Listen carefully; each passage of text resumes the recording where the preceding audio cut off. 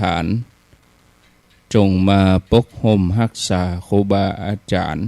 พระเจ้าพระสงฆ์ทุกรูปปกห่มรักษาศรัทธาญาติโยมท่านสาธุชนคนดีผู้สนใจใฝ่ในธรรมทุกท่านขณะนี้เวลา5 นาฬิการายการต่อไปเชิญญาติโยมทั้งหลายได้รับฟังรายการธรรมภิวัตรจัดรายการโดยท่านพระสาธิตธีระปัญโยสถาบันธรรมภิวัตรอำเภอแม่เมาะจังหวัดลำปางเป็นประจำทุกวันอังคารเวลา 5:00 จนถึงเวลา 7:00 น.ตอนนี้ก็กำลังพยายามที่จะติดต่อเชื่อมสัญญาณสถานการณ์ก็ยังได้บ่ฮู้เด้อช่วงเจ้านี้นะศรัทธาญาติโยมเนื่องจากว่าฟ้าฝนก็เป็นอุปสรรคอย่างหนึ่งสำหรับการจัดรายการถ้าว่ามีเหตุขัดข้องก็คงจะลำบากสัญญาณมันก็จะยากหน่อยบางทีอาจจะหลุดไปกาอาตมาก็เสียงก็ยังบ่ดีเด้อศรัทธาญาติโยมรู้สึกว่าเจ็บคอตั้งแต่หลังวิสาขะมาละโดโอ้เกือบเกินเดือนมาแล้วศรัทธาญาติโยมทั้งหลายจะจัดรายการเนก็เดี๋ยวมันจะเป็นอย่างนักไปเนาะอุปสรรคมันเกิดขึ้นอมยาจนลิ้นปวดจาปวดเจ็บลิ้นยาอมนี่นะแบตฮอดจะอมยาน้ำอุ่นนี่ก็กินเห็นแต่เด้อบ่เมื่อยบ่ไข้เนี่ยนะสัญญาณท่านมาแล้วเนาะนิมนต์เลยครับกราบถวาย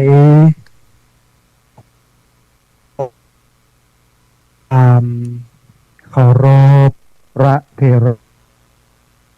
นุเถระครูบาสังฆะที่เคารพอย่างสูงทุกรูปเจริญสุขสวัสดีสาธุชนท่านผู้ฟังทุกคนทุกท่านสำหรับสาธุชนท่านผู้ฟัง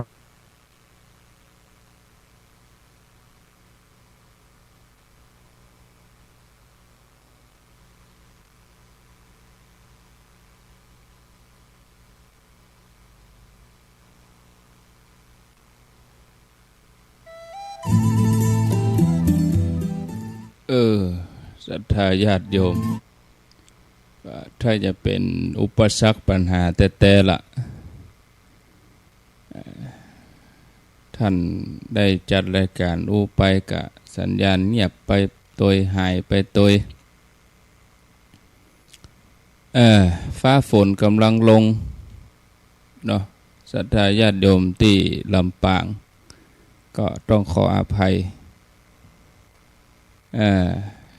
เดี๋ยวอาตมาจะต่อสัญญาณแถมใหม่เนอะถ้ารุดแถมกรรมนี่คงจะยากเนาะถ้ารุดไปแถมกรรมนี่คงจะได้ฟังเทปเอาเทปศรัทธาญาติโยมเขาฟังเอากรณีที่เอาเทปเปิดนี่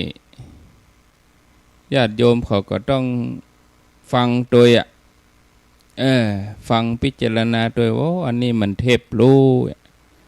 แล้วเวลาบอกคือว่าเทปบอกคือโทรในรายการกับญาติโยมก็โทรอยู่ตลอดโทรอยู่ติ๊กที่จริงก็เปิ้นไม่ได้ฟังตั้งแต่ต้นไม่ได้ฟังมาฟังตั้งปลายไป เป็นเทพก็เลยโทรมาสัญญาณร้องหำกำเนาะนิมนต์ครับครับผมครับ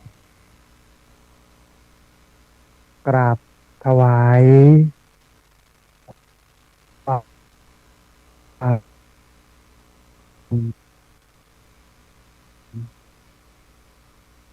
ขอรบพระเถรานุเถรอุบาที่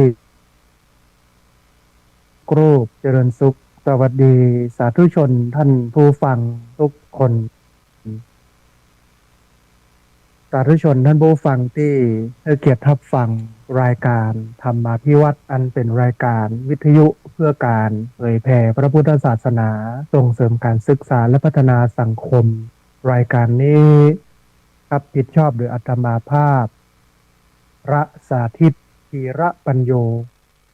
ประธานมูลนิธิธีระปัญโยตั้งอยู่ณที่พักสงฆ์สถาบันธรรมาภิวัตน์บ้านศพเตินตำบลศพปาดอำเภอแม่เมาะจังหวัดลำปางรายการนี้ออกอากาศทุกวันอังคารตั้งแต่เวลาตี 5ไปจนถึง7 โมงเมื่อเจ้าผ่านทางสถานีวิทยุในเครือข่ายสถานีวิทยุคลื่นสีขาวเพื่อชาวประชาซึ่งมีอยู่หลายคลื่นหลายสถานีหลายจังหวัดออกอากาศผ่านทาง Facebook ไลฟ์ซึ่งเป็นไลฟ์สดของสถานีวิทยุวัดฝ่ายหินบันทึกเทปเอาไปออกผ่านทางสถานีวิทยุเพื่อการศึกษาและพัฒนาอาชีพRadio Network FM 99.50 เมกะเฮิรตซ์ของวิทยาลัยเทคนิคกฟผ.แม่เมาะทุกวันศุกร์ตั้งแต่เวลา 8 โมงเมื่อเจ้าเป็นต้นไปและเอาไปออกผ่านทางเพจของสถาบันธรรมาภิวัตน์ซึ่งช่องทางสุดท้ายต่างหลังนี้ท่านผู้ฟังสามารถไปติดตามรับฟังย้อนหลังไปก๊อปปี้ลิงก์ไปคัดลอกลิงก์ส่งแชร์เอาไปให้กับญาติธรรมทั้งหลายได้ยินได้ฟังกันได้แถมตัวท่านผู้ฟังวันนี้เขาอยู่ในบรรยากาศของฤดูฝนที่อำเภอแม่เมาะจังหวัดลำปางขณะนี้ฝนก็โปรยปลายลงมาหนานักพอสมควรดูคลื่นดูสัญญาณก็ติดคัดเดี๋ยวท่านผู้ฟัง จะโทรเข้ามาเช็คสัญญาณสักคำหนึ่งเนาะว่าชัดประชัดอย่างใดนะฮะมีความบันท้องว่ารุดไปพ่องอย่างไปพ่องตะกี้เนี่ยต่อสายกับท่านอาจารย์พระครูอภิวัฒนวิกรม 2-3 รอบนะฮะต้องขออภัยตัวท่านผู้ฟังถ้าหากว่าสัญญาณที่ท่านผู้ฟังรับฟังอยู่นั่นมันบอกค่อยชัดค่อยเจนเพราะว่าเป็นเพราะขึ้นเพราะสัญญาณครั้งที่แล้วอาทิตย์ที่แล้วก็เป็นอย่างที่ท่านผู้ฟังก็นั่งจัดนั่งบรรยายไปเพื่อจบรายการเสร็จแล้วท่านอาจารย์พระครูก็บอกว่าโอ้พระอาจารย์สัญญาณบอกค่อยมีนะฮะอันนี้ต้องขออภัยกับท่านผู้ฟังไว้ก่อนแล้วก็เดี๋ยวถ้าจัดไปแล้วมันลุดมันก็จะมีความเป็นไปได้เพราะว่าดูจากอินเทอร์เน็ตแล้วเนี่ยเหลือขีดเดียวตรงนี้วันนี้นะฮะอันนี้ก็เป็นปัญหาอุปสรรคของผู้จัดรายการนะฮะที่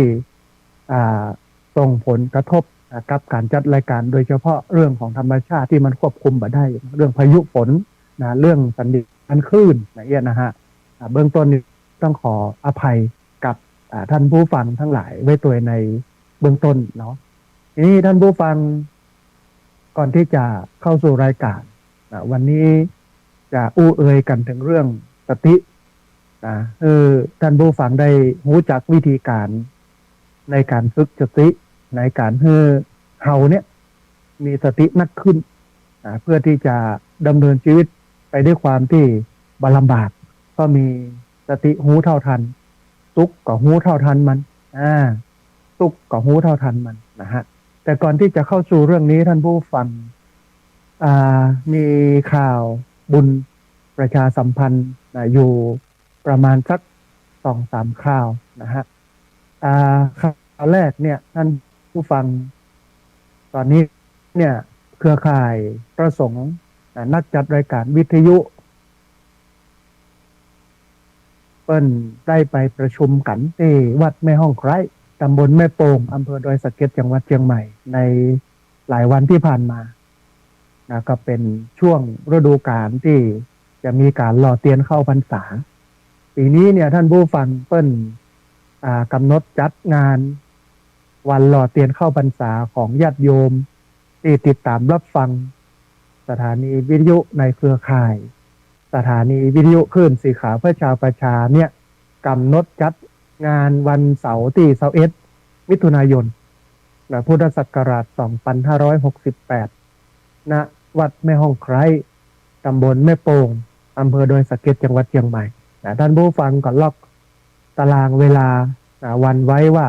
เป็นวันเสาร์ที่21มิถุนายน2568ที่วัดแม่ห้องไคร้ตำบลแม่โป่งอำเภอดอยสะเก็ดจังหวัดเชียงใหม่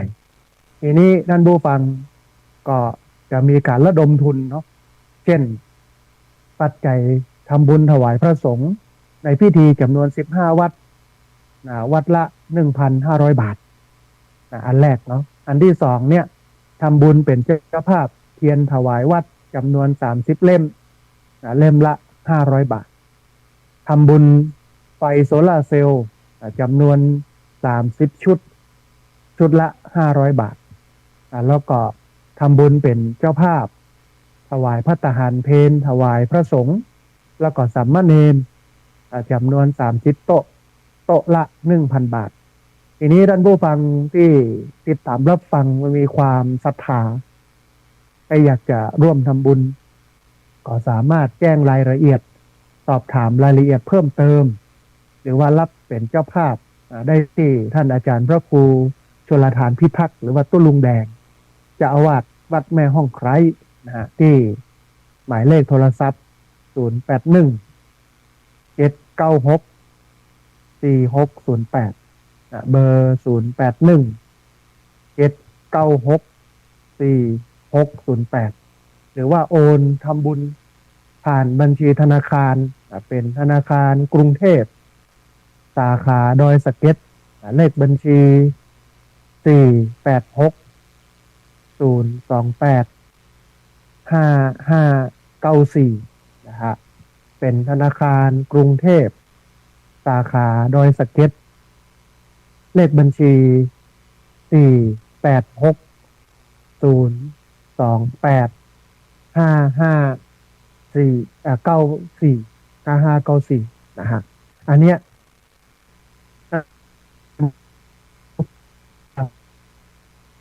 ก็สามารถได้ร่วม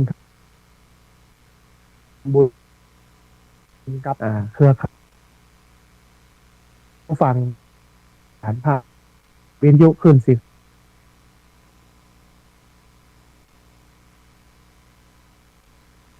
68ที่จะถึงนี้นะฮะก็เป็นช่วงฤดูกาลใกล้จะเข้าพรรษาเนาะทีนี้ท่านผู้ฟังเนี่ยท่านผู้ฟังท่านใดที่ฟังอยู่เนาะสามารถโทรเข้ามาแจ้งความชัดเจนบ่ชัดเจนของคลื่นได้ที่เบอร์064 125 4122ได้นะฮะที่เบอร์064 125 4122นะฮะลองโทรเข้ามาอู้เอ่ยกันว่าชัดเจนบ่ชัดเจนอย่างใดเนาะนะฮะในครั้งที่แล้วก็นั่งอู้คนเดียวนะ มันบอกก็ชัดเจนนะฮะคลื่นมันติดๆดับๆเพราะว่าพายุฝนเข้านะฮะวันนี้ก็มีอยู่ขีดเดียวอาจจะชัดเจนบ่ชัดเจนอาจจะได้ยินหรือว่าบ่ได้ยินอย่างไรบ่ฮู้นะฮะลองตักกันมาในทางที่อาตมาภาพแนะนำนะฮะจะได้เช็คที่ท่านอภิวัฒนวิกรมว่าชัดไม่ชัดเนี่ยใดพ้องสัญญาคือท่านอาจารย์พระครูอภิวัฒ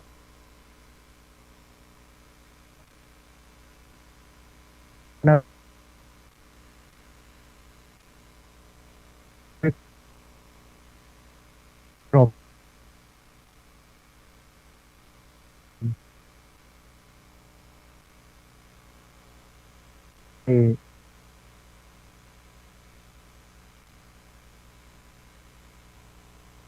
เชิญชวนผู้ใหญ่ใจดี ร่วมบริจาคสิ่งของอุปกรณ์การเรียนนะโครงการเปิดเทอมใหม่ใจฟูส่งน้องไปเรียนนะปีที่4นะฮะคืออ่าทางบ้านพักเด็กและครอบครัวจังหวัดลำปางซึ่งเปิ่นสังกัดสำนักงานพัฒนาสังคมและความมั่นคงของมนุษย์จังหวัดลำปางเนี่ยเปิ่นก็ระดมสิ่งของอุปกรณ์การเรียนเป็นสตางค์ปัจจัยอย่างเงี้ยค่ะเอาไปให้กับอ่อนที่ดูแลอยู่นะฮะเพราะฉะนั้นท่านใดที่สนใจก็สามารถโทรเบอร์สุด1254122ได้พอดีมีสายเข้ามาสายหนึ่งเดี๋ยวครับสายนี้ก่อนพอดีสัญญาณหรือไปนะฮะจะได้เช็คนะแต่ที่เช็คกับท่านจากอภิวัฒนวิกรมแล้วว่าชัดอยู่นะฮะคุณท่านอาจารย์พระคุณชัดนะฮะท่านผู้ฟังที่อยากจะร่วมทำบุญเนาะเปลี่ยนอุปกรณ์การเรียนเสื้อผ้านักเรียนกระเป๋าสมุดดินสอกับละอ่อนซึ่งเป็นผู้ยากไร้ในการอุปถัมภ์ของบ้านพักเด็กและครอบครัวจังหวัดลำปางมีอยู่หลายคนเนาะเป็น100 คนอ่ะนะ เป็น100 กว่าคนนะฮะแต่ว่านี่หัวหน้าบ้านพักเด็กก็มาประชุมกันที่สำนักของอาตมาภาคก็อู้เอ่ยกันว่าละอ่อนมันมีเป็น100นะฮะเป็นลำบาก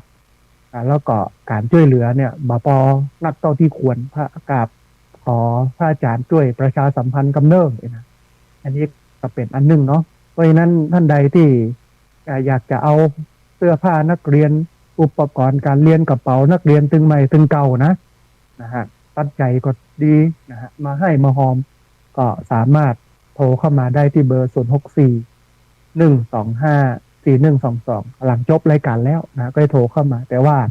เดี๋ยวท้ายรายการก็จะเปิดสายเพื่อท่านผู้ฟังที่ฟังอยู่ทางบ้านได้โทรเข้ามาร่วมร่วมไปกันอันนี้เป็นข่าวบุญที่2นะฮะข่าวการกุศลเนาะเรื่องบ้านพักเด็กและครอบครัวจังหวัดลำปางเปิ้นขอความอนุเคราะห์พี่น้องที่ติดตามรับฟังรายการทุกคนไม่ว่าจะเป็นอยู่จังหวัดไหนได้ร่วมบริจาคสิ่งของอุปกรณ์การเรียนจนถึงปัจจัยเอาไปฮื้อกับละอ่อนที่บ้านพักเด็กและครอบครัวจังหวัดลำปางดูแลอยู่นะฮะอันนี้ก็เป็นข่าวการกุศลข่าวที่2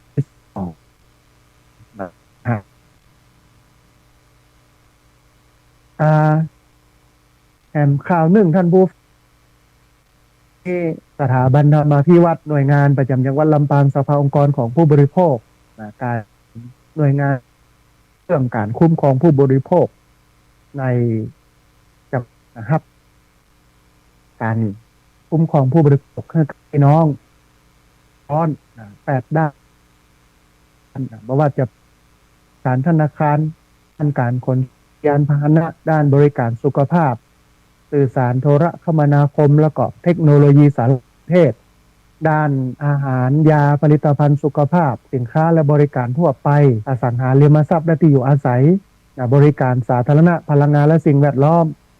แล้วก็ด้านการศึกษาและก็ด้านอื่นๆท่านผู้ฟัง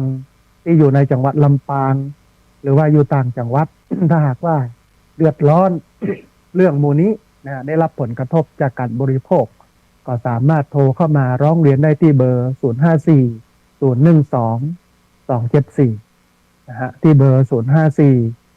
012 274หรือจะไปติดต่อสอบถามปรึกษาหารือได้ด้วยตนเองที่หน่วยประจำจังหวัดลำปางสภาองค์กรของผู้บริโภคก็เจริญพรไปได้อยู่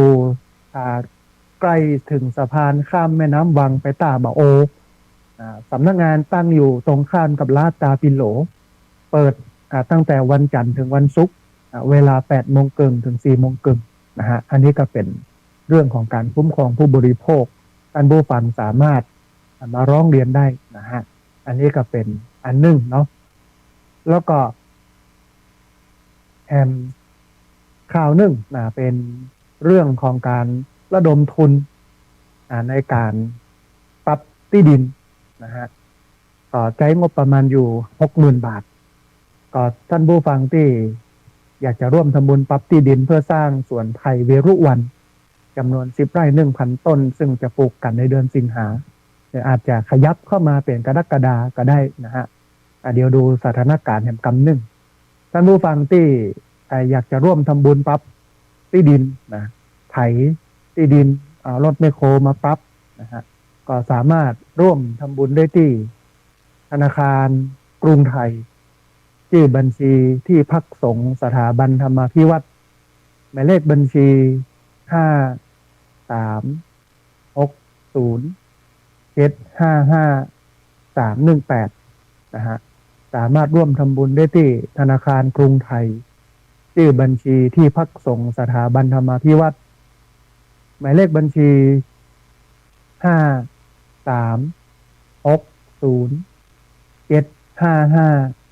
5360755318อันนี้ก็เป็น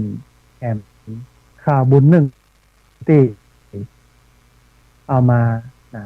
ให้ท่านผู้ฟังได้ร่วมทำบุญได้ร่วมอนุโมทนาแล้วก็ได้ร่วม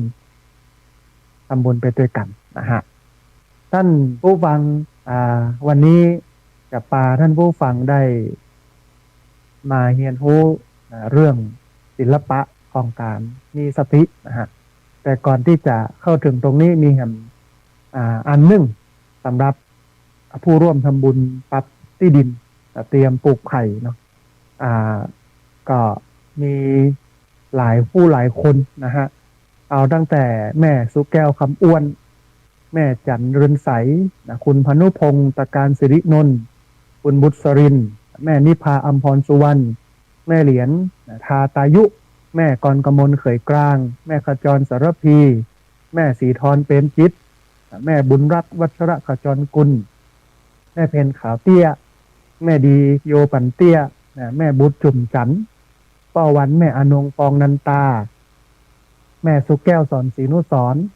แม่จันทราศรีลำปางแม่ทองกันที่วงป้าไพโรธแม่อัมพรแสงทองป้าเดชแม่ศรีนวลผู้ประเสริฐแม่ติบธรรม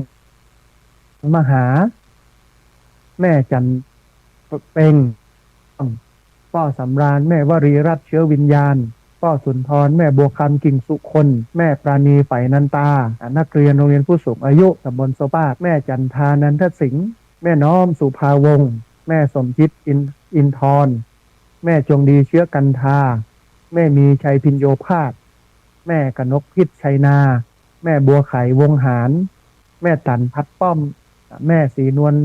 วงชมพูแม่คำปันกาสอนแม่อัมพรชำนาญคุณสว่างคำลือปลูกแม่บรรเย็นยศิษฐ์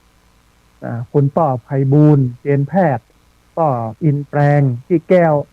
ร้อยตำรวจเอกไพศาลกระจายแม่หลวงโสพินกระจายคุณสมศักดิ์แม่เพนขาวเตี้ยแม่ล่าไลภูสินแม่บุญปั่นไฝนันตาแม่บุญรัตน์ขจรกุลแม่ปานีไฝนันตาแม่น้อมสุภาวงศ์แม่สุคนแม่เกียงคำกิ่งสุคนป้อสุคนแม่เกียงคำกิ่งสุคนแม่แก้วยะอินตะป้อถาวรแม่ชันกันตุลแม่คำปันจอมทันแม่เทียนแก้วหนองยางแม่หม่อมตันวงคุณบุญเจริญสิทธิเครือคุณอรไทยศรีพันทิพย์แล้วก็มีญาติโยมที่ได้ร่วมทำบุญมาแหมนะฮะโดยแม่ประสานมานะฮะมีป้อจันแก้วแม่วิมาลาวันนันตาป้อประเสริฐแม่แสงกันที่วงแม่แสงวันสันป่าซักป้อสำราญแม่วลีรัตน์เชื้อวิญญาณป้อวันแม่อนงไฝนันตาป้อมูลแม่จันทวีแม่ทรัพย์ทวีขออภัยสุภาวงศ์แล้วก็แม่สังวรอุปหนองนะฮะอันนี้ก็ได้ร่วมทำบุญสมทบทุนในการปรับตี้มานะฮะอันนี้ก็เป็นข่าวที่ท่านผู้ฟังได้มาร่วมอนุโมทนากันแล้วก็ที่สร้างเจดีย์ท้ายๆก็มีแม่สีนวลวงชมพูคุณโยมเอกลักษณ์และคุณโยมวัชรพรและก็เด็กหญิงไอราดาบ้านต้าแม่เทียนแก้วหนองยางแม่หม่อมตันวงป้อประเสริฐแม่สมนึกนางสาวอภิรดีจำปาดร.บุญยืนสิทธิเครืออันนี้เปิ้นทำบุญพระพุทธรูปทองเหลือง1 องค์แล้วก็พระเครื่องแหม80 องค์แก้วปงคามแห่งหนึ่งชิ้นที่จะเอามาบรรจุ พระธาตุเจดีย์ต้องขอ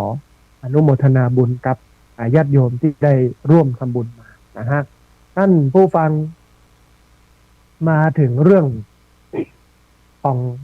การฝึกสติเพื่อสร้างคุณภาพจิตให้มันแข็งแกร่งถึงวันนี้โลกมันวุ่นวายโลกมันเป็นปัญหาไม่ว่าจะเป็นปัญหาครอบครัวปัญหาเศรษฐกิจปัญหาการเมืองสังคมตัวยาเสพติดก็ระบาดแก๊งคอเซ็นเตอร์มาจุมาไล่กันก็ระบาดอันนี้ส่วนหนึ่งเนาะมันก็ทำให้เรานั้นบ่ค่อยม่วนหัวอกหัวใจแต่มันก็มีวิธีการในการแก้ไขถ้าหากว่าเรามีสติถ้าสตินักเนี่ยเราจะมองปัญหาเป็นเรื่องธรรมดามองทุกอย่างเป็นเรื่องอย่างเงี้ยมันตึงเกิดขึ้นเป็นธรรมดาภาษาพระเพิ่นจะใช้คำว่าตถาตาเป็นเช่นนั้นเองติดตามรับฟังอยู่เนาะท่านใดได้ยินเสียงชัดเจนอย่างใดก็แจ้งมาในใดเนอะถ้าฟังพระอาจารย์อยู่เนอะชัดเนอะหรือว่าโทรเข้ามาได้064 125 22เบอร์064 125 22กับพระครูพระวิกรมกับ1 บาทเจนก็วัดไฟในเฟซบุ๊กของท่านอาจารย์พระครูสมุอิสวัตรก่อนการถ่ายทอดเสียงออกต้องกราบขอบพระคุณอาจารย์พระครูสมุอิสวรกิจจงนะครับในโลกที่แล้วก็เพ่งจีบกันถึงว่าการมีบัตรตันกึดได้มันเป็นเรื่องเป็นราวอะไรอย่างเนี้ยมันก็จะขึ้นง่ายโดยเฉพาะพระที่จะเข้ามาในหลายคนใช้ชีวิตแบบท่านผู้ฟังไปตามกระแสอารมณ์แต่ไม่ได้อยู่กับมันจนบางครั้งเนี่ยบางหูตันบัตันได้หูตัวว่าเนี่ยสิ่งต่างๆไปเพื่ออะไรกันแน่มันก็เลยนำไปความเครียดความวิตกกังวลแล้วก็ใช้อารมณ์ลบมาทำร้ายตัวเองและก็คนรอบข้างโดยบ่รู้ตัวการฝึกสติหรือว่า mindfulness เนี่ยมันจึงเป็นทักษะสำคัญที่ช่วยให้เรานั้นกลับมาอยู่กับตัวเก่าหรือว่ากลับมาอยู่กับปัจจุบันแล้วก็ทำให้เรานั้นมีคุณภาพชีวิตที่ดีขึ้นท่านผู้ฟังการฝึกสติคืออะไรอย่างการฝึกสติเนี่ยก็หมายถึงการฝึกรับรู้ถึงปัจจุบันขณะโดยบัดตัดสินใจโดยบัดตัดสินใจคืออยู่กับปัจจุบันขณะโดยที่ไม่ตัดสินอันนี้คือการฝึกสติหมายว่าเราจะกำลังกึดอะไรอย่างจะรู้สึกอย่างใดหรือว่าจะอยู่ในสถานการณ์ใดสิ่งสำคัญคือการรับรู้และการยอมรับโดยบ่ใส่อารมณ์ร่วมเข้าไปบ่ตัดสินบ่ต่อต้านในปัจจุบันการฝึกสติได้รับการยอมรับอย่างกว้างขวางทั้งในวงการจิตวิทยาคลินิกที่สามารถเอามาบำบัดผู้คนเพื่อคลายกังวลได้พอดีมีสายเข้ามาสายหนึ่งเดี๋ยวรับสายนี้ก่อนบรรยายว่าจะได้พร้อมเจริญพรชัดเจนก่อนแม่วันนี้ฝนตกนักอยู่โยมแม่กลัวว่าสัญญาณมันจะเบอร์ชัดก็เลยเช็คสัญญาณกันสักน้อยหนึ่งเนาะอย่างนั้นสาธุจำได้แม่จำได้อนุโมทนาบุญกับแม่เนอะก็เดี๋ยวต้องไปดูแม่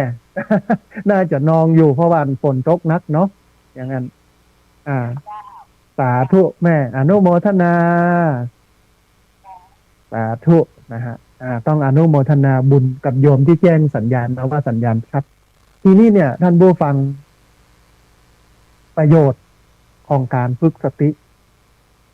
มันมีนักมีน้อยมอกใดอาตมาภาพก็จะเล่าให้ฟังเพื่อที่จะจูงใจญาติโยมได้มาฝึกสติกันถึงวันเนี้ยคนฮู้พระพุทธศาสนาก็มีนักค คนบ่ฮู้ก็มีนะแต่หัวใจสำคัญของมันคือการเอาไปปฏิบัติไม่ว่าจะเป็นคนที่ฮู้หรือว่าคนบ่ฮู้เนี่ยเอาขาดอย่างเดียวนะเหมือนกันทั้งสองฝั่งคือทั้งคนรู้และคนไม่รู้คือขาดการเอาสติไปปฏิบัติใจหรือว่าขาดการเอาธรรมะไปปฏิบัติใจมันก็เลยเป็นละวุ่นละวายกันถึงวันเนี้ยนะฮะทีนี้ท่านผู้ฟังมันมีงานวิจัยที่เปิ้นวิจัยเกี่ยวกับการที่คนเรามันมีสติและมันจะมีผลหรือว่ามันจะมีประโยชน์บอกว่าจะเป็นทั้งร่างกายและจิตใจของคนอย่างใด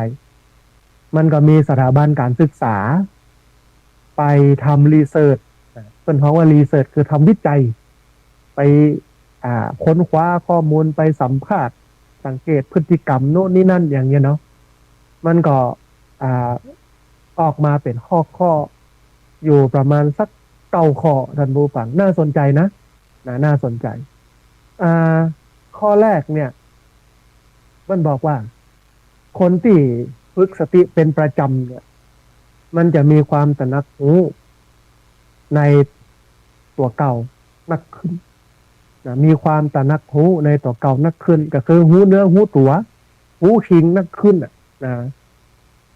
จากเดิมที่เฮามักบ่ค่อยรู้สึกตัวว่าเฮากำลังมีพฤติกรรมแบบไหนเฮาบ่หันลูกพฤติกรรมของเฮาว่ามันเป็นอย่างใดนะฮะเฮากำลังเนี่ยอย่างอยู่มีความคิดหรือว่ามีความรู้สึกอย่างแต่เมื่อผ่านการฝึกสติท่านผู้ฟังเราจะสามารถรับรู้ตัวเองได้ดีขึ้นว่ากำลังเนี่ยอย่างอยู่ในท่ามกลางสังคมแบบไหนอยู่ในท่าทางแบบไหนมีพฤติกรรมเหมาะสมหรือไม่เพราะเราได้ฝึกการรับรู้ตัวเองอันนี้ข้อแรกคือกระทำเมื่อเรานั้นหูเนื้อหูตัวหูคิงว่าเรากำลังเนี่ยอย่างอยู่มีพฤติกรรมแบบไหนมีการกระทำอย่างใดมีความรู้สึกอย่างใดอันนี้คือข้อแรกเลยสำคัญนะท่านผู้ฟังหูอย่างก็หูได้นะฮะทั่วโลกเนี่ยแต่ถ้าบ่หูคิง บ่หูเนื้อหูตัวเนี่ยมันก็หมดเสี่ยงการหูทุกอย่างแต่การหูที่ดีที่สุดเนี่ยก็คือการหูเนื้อหูตัวท่านอาจารย์มหายนพงศ์สัมปุโนวัดหนองกวางแม่ตำบลแม่ปอกในตำบลศรีวิชัยบ้านแม่ปอกในอำเภอลีจังหวัดลำพูนซึ่งเป็นสหธรรมิกของอาตมาภาพเป็น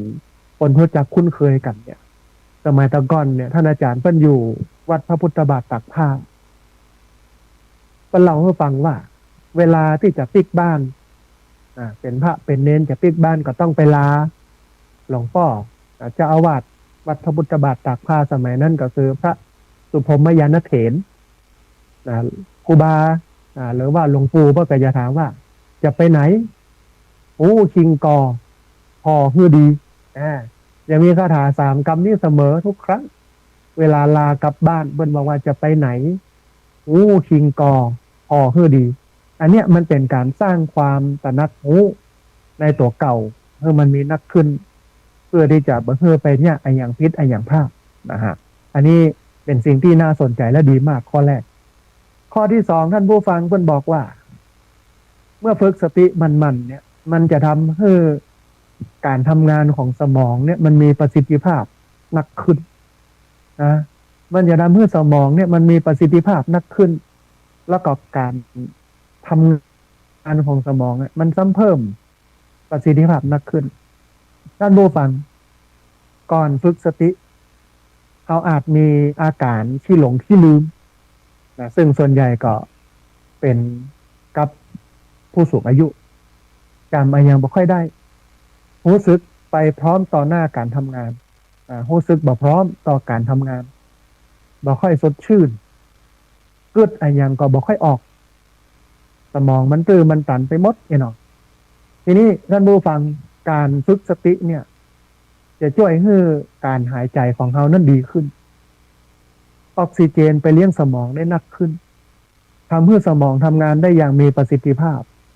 ความจำและความคิดก็จะดีขึ้นไปตัวเนี่ยอันนี้อาตมาภาพทดลองใจในสมัยที่เรียนหนังสือเป็นนักศึกษาอยู่มหาวิทยาลัยสงฆ์อยู่ มหาวิทยาลัยเชียงใหม่นะก็ใช้วิธีนี้ฝึกสติมันก็เลยทำให้ความจำเขาดีนะเขาจำแม่นก็เลยทำให้เวลาไปสอบเกรดคะแนนออกมาก็ได้ดีไปตัว นะอันนี้ก็คือข้อที่สอง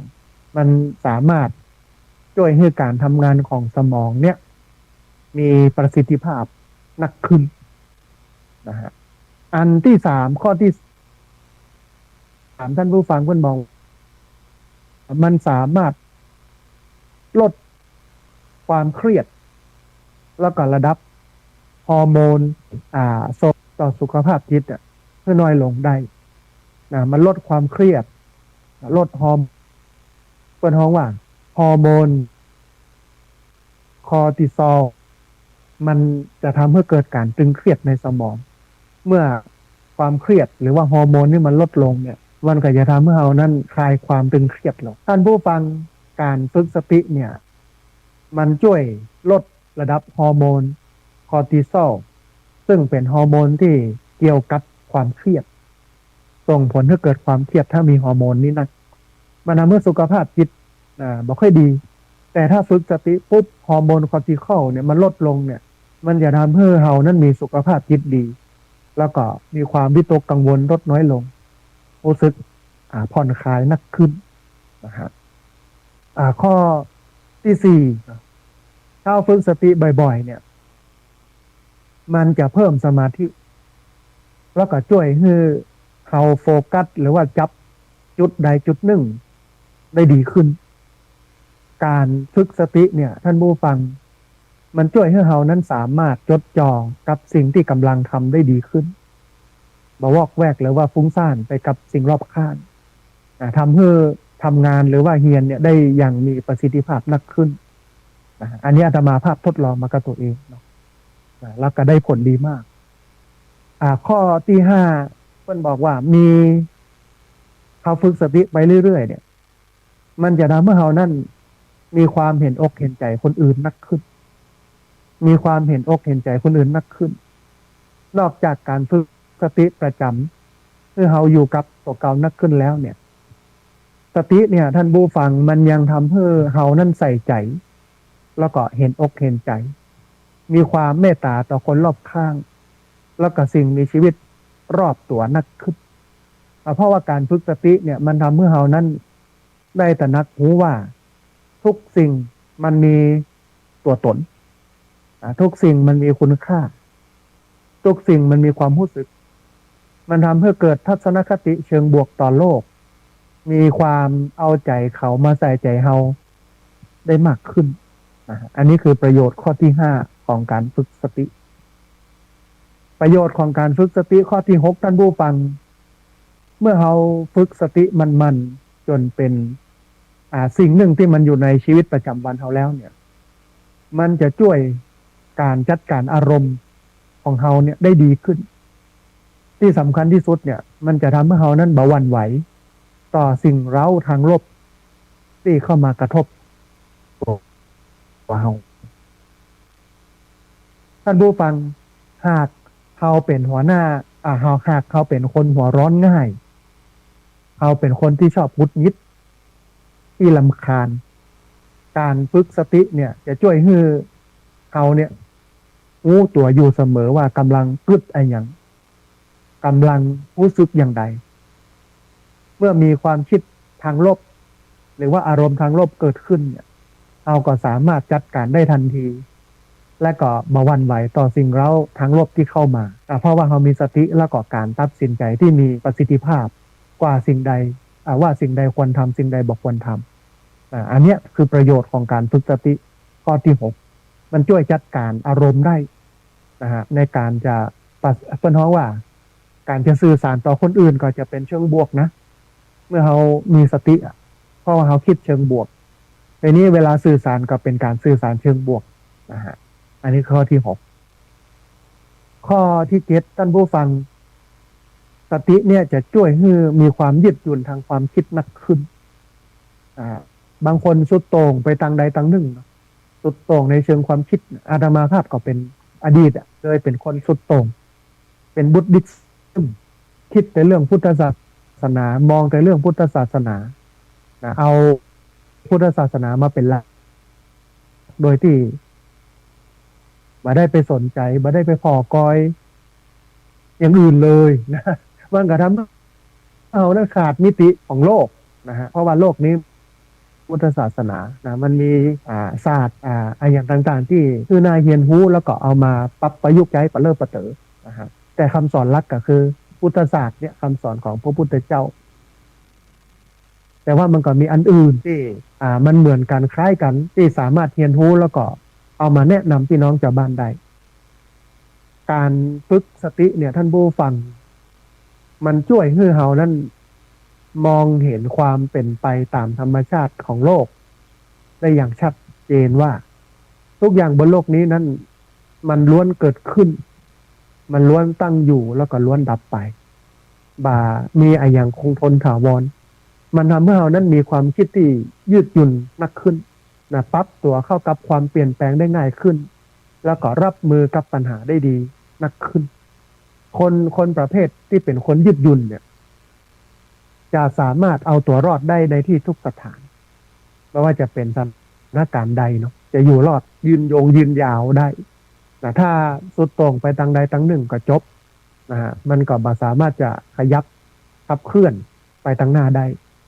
คนทั้งหลายเนี่ยเปิ้นก็เปรียบเทียบเนาะระหว่างวงกลมกับสี่เหลี่ยมนะฮะเปิ้นก็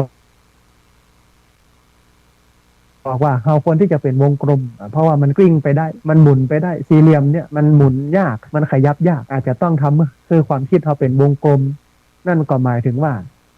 ทำความคิดของเราเนี่ยเมื่อมันยืดหยุ่นได้อันนี้คือข้อที่7ข้อที่8ท่านผู้ฟังถ้าเราฝึกสติมันจะช่วยให้เรานั้นตัดสินใจได้อย่างเหมาะสมนักขึ้น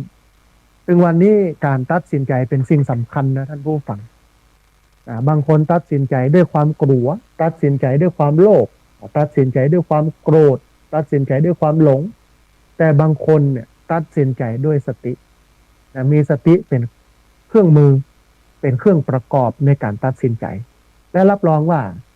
การตัดสินใจนั้นเนี่ยบ่ผิดพลาดแน่นอนทีนี้ท่านผู้ฟัง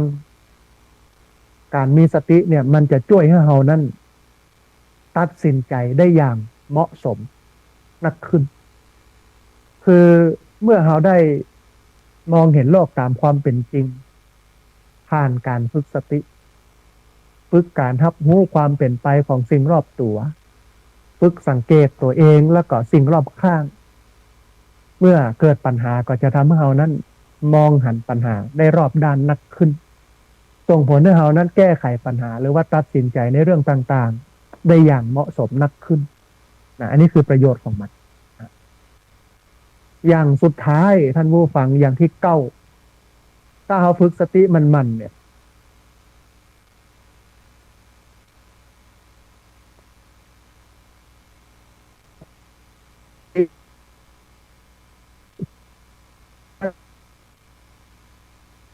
มัน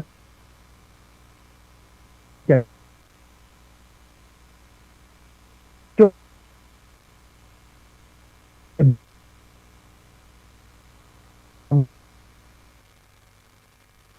บาง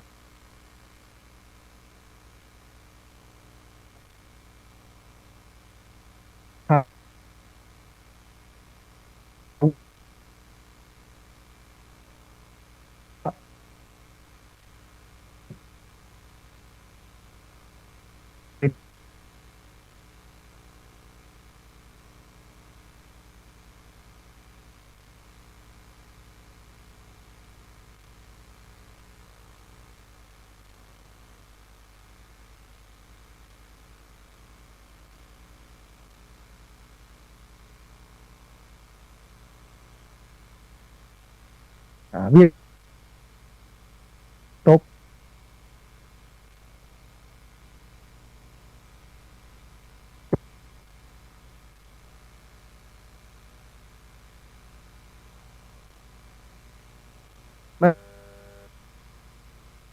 เขาจะอยู่บนโลกที่มันเต็มไปด้วยความทุกข์เนี่ยทุกข์นักขึ้นนะฮะ9 ข้อท่านผู้ฟังซึ่งเป็นประโยชน์ของการฝึกสติ ทีนี้ท่านผู้ฟังก็เกิดความสนใจว่า เอ๊ะแล้วจะฝึกอย่างไรอ่ะ จะให้เรามีสติเนาะโอ้อาตมาภาพเนี่ยสมัยที่เรียนระดับปริญญาโทที่มหาวิทยาลัยเชียงใหม่อาตมาภาพก็ทำวิจัยเรื่องนี้เลยว่าชื่อว่าการเพิ่มสตินทรีย์ให้กับผู้ปฏิบัติวิปัสสนากรรมฐานตามแนวสติปัฏฐานสี่ก็คือจะเพิ่มสติให้คนที่ปฏิบัติวิปัสสนากรรมฐานตามแนวสติปัฏฐานสี่มันมีวิธีการเพิ่มสติอย่างไรโดยการไปเรียนรู้กับท่านอาจารย์เจ้าคุณภาวนาธรรมวิรัตที่วัดร่ำเปิงกับโปธารามตำบลสุเทพอำเภอเมืองจังหวัดเชียงใหม่ท่านอาจารย์ประจักษ์อยู่ที่ตานังเลนังโดยสเก็ตไปวัดอัมพวันที่หลวงพ่อจรัญอยู่ครูบาอาจารย์ที่ฝึกสติไปอาสมที่ชลบุรีที่เพิ่นมีสำนักวิปัสสนากรรมฐานมีต้ามาโอลำปางซึ่งเพิ่นเฮียนบาลีใหญ่ไปสัมภาษณ์ครูบาอาจารย์ก็พอที่จะมีองค์ความรู้ด้านนี้แล้วก็เอาไปแนะนำญาติโยมได้ฝึกได้ปฏิบัติก็ได้ผลดีท่านผู้ฟังมากเลยพอสมควรทีนี้มันมีวิธีฝึกสติง่ายๆในชีวิตประจำวันเดี๋ยวจะลองเอามาเล่าท่านผู้ฟังทั้งหลายได้ฟังกันเพราะว่ามันมีอย่างพ้องวิธีการฝึกอันแรกเพื่อนบอกว่าให้เฮานั้นหยุดพักหายใจสั้นๆคือให้เฮาใจเวลาเพียง1-3 นาทีในระหว่างวันเพื่อโฟกัสที่การหายใจเพื่อจับที่การหายใจเขาลองหายใจเข้าลึกๆจ้าๆแล้วก็หายใจออกยาวๆพร้อมรับรู้ถึงความรู้สึกในร่างกายที่มันเกิดขึ้นขณะฝึกหายใจวิธีนี้เนี่ยคล้ายกับการทำสมาธิแบบหนึ่งแล้วก็สามารถทำได้ทุกช่วงเวลาที่เราว่างในชีวิตประจำวันเช่นระหว่างรอขึ้นลิฟต์รอรถหรือว่าก่อนเริ่มประชุมการหายใจยังมีสติเนี่ยมันช่วยให้ร่างกายนั้นได้รับออกซิเจนมากขึ้นมันลดการหลั่งฮอร์โมนความเครียดแล้วก็ทำให้จิตใจมันสงบลงได้อย่างรวดเร็วเพียงแค่1-3 นาทีก็สามารถรับรู้ถึงความเปลี่ยนแปลงได้แล้วคือเพื่อหยุดพักหายใจสั้นๆเพื่อเฮาหายใจเข้าลึกๆหายใจออกยาวๆหายใจเข้าลึกๆหายใจออกยาวๆ1-3 นาทีอันนี้คือวิธีแรกเป็นการฝึกสติเพื่อหายใจเข้าลึกหายใจออกยาวและเอาจิตไปจับที่ลมหายใจหายใจเข้าลึกก็หูหายใจออกยาวก็หูหายใจเข้าสั้นก็หู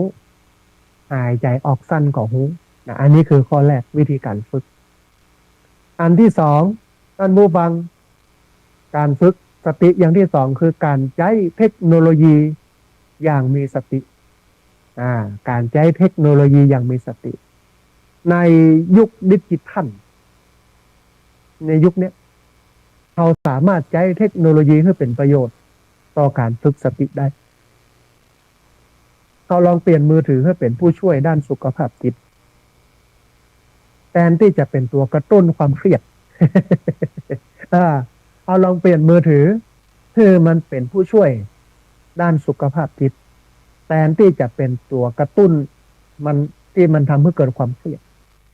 ด้วยการดาวน์โหลดแอปพลิเคชันฝึกสติเช่นแอปพลิเคชันนำทางสมาธิแอปพลิเคชันฝึกหายใจหรือว่าแอปพลิเคชันเสียงธรรมชาติที่ช่วยให้ผ่อนคลายนอกจากนี้ท่านผู้ฟังเรายังสามารถตั้งเตือนบนมือถือเพื่อเตือนตัวเองให้หยุดพักและกลับมาอยู่กับปัจจุบันทุกๆ 1-2 ชั่วโมงหรือว่าตั้งคำคมเตือนสติไว้เป็นภาพพื้นหลังของภาพมือถือก็ได้เนี่ยคือการใช้เทคโนโลยีมาช่วยในการฝึกสตินะฮะที่กล่าวมาเนี่ยวิธีการของมันเช่นไปโหลดแอปพลิเคชันที่เกี่ยวข้องกับสมาธิกับสติเป็นคำบรรยายเรียบเบาๆอย่างนี้ก็ได้หรือว่า ตั้งเวลาไว้ประมาณ2 ชั่วโมงเราก็จะต้องกลับมาอยู่กับตัวเองคือหายใจเข้าลึกหายใจออกยาวอันนี้คือการใช้เทคโนโลยีมาช่วยในการฝึกสติอย่างที่3ท่านผู้ฟังฝึกสติขณะเดินทางเวลาเดินทางมันเป็นโอกาสในการฝึกสตินะท่านผู้ฟังแทนที่จะเลื่อนพอโทรศัพท์ระหว่างเดินทางเขาลองสังเกตสิ่งรอบตัวเช่นท้องฟ้าสีสันของต้นไม้หรือว่าเสียงรถที่มันผ่านไปเพื่อฝึกการรับรู้สภาพแวดล้อมรอบตัวหากว่าเราเดินทางด้วยระบบขนส่งมวลชนก็คือรถโดยสารสาธารณะเราลองใช้วิธีนี้ในการรับรู้ความรู้สึกของร่างกายขณะนั่งหรือว่ายืนสังเกตลมหายใจของตัวเก้าหรือว่าฝึกฟังเสียงรอบข้างโดยบัดตัดสินหรือว่าบัดแสดงความคิดเห็นในใจก็ได้แต่ควรทำในตอนที่เราอยู่ในรถโดยสารขณะที่อยู่ในสถานการณ์สภาพแวดล้อมที่มันปลอดภัยอันนี้คือการฝึกสติอย่างที่3ฝึกสติเดินทางนะครับอันหนึ่งคือการฝึกสติก่อนนอนการฝึกสติก่อนนอนถ้าเขามีปัญหานอนบ่หลับเขาลองนอนลับตาแล้วก็โฟกัสหรือว่าจับจุดที่ความรู้สึกในร่างกายก้อยๆเริ่มต้นจากปลายเท้าไปยังศีรษะวิธีนี้เนี่ยช่วยให้ร่างกายมันผ่อนคลายจิตใจมันสงบแล้วก็ลดความคิดฟุ้งซ่านมันทำให้หลับได้ง่ายขึ้นเราสามารถทำร่วมกันกับการจัดสภาพแวดล้อมในห้องเพื่อมันผ่อนคลายเช่นมีกลิ่นหอมของน้ำมันหอมระเหยมีอุณหภูมิที่เหมาะสมบ่ร้อนบ่เย็นนักล้ำไปสภาพห้องนอนที่มันมืดถ้าหากว่าเราชอบอาจจะเพิ่มเสียงดนตรีบรรเลงที่มันผ่อนคลายหรือว่าเสียงธรรมชาติไปตัวก็ได้ปกติเนี่ยอาตมาภาพเวลาทำงานมานักเวลาจำวัดก็จะเปิดเสียงฝนตก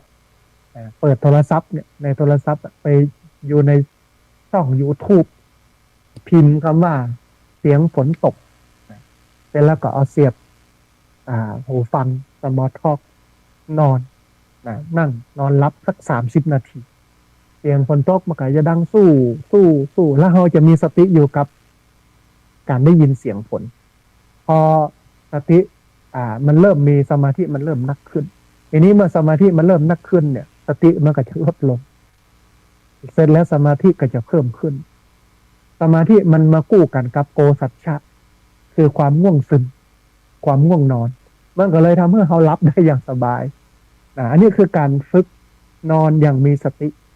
นะฮะคือนอนตรงๆเอามือวางไว้กับพื้นหายใจเข้าลึกๆหายใจออกยาวๆเข้าพูดออกโทก็ได้นะฮะแล้วก็รับไปเนี่ยคือวิธีการฝึกนอนอย่างมีสติ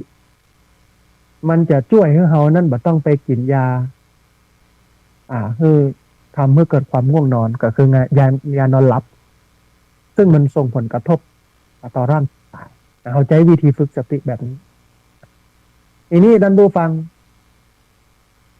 นั่นมีการฝึกสติในเรื่องของการกินก็คือกินอย่างมีสติกินอย่างมีสติเนี่ยอย่างใดคือเมื่อเรากินข้าวเขาลองชะลอจังหวะการกิน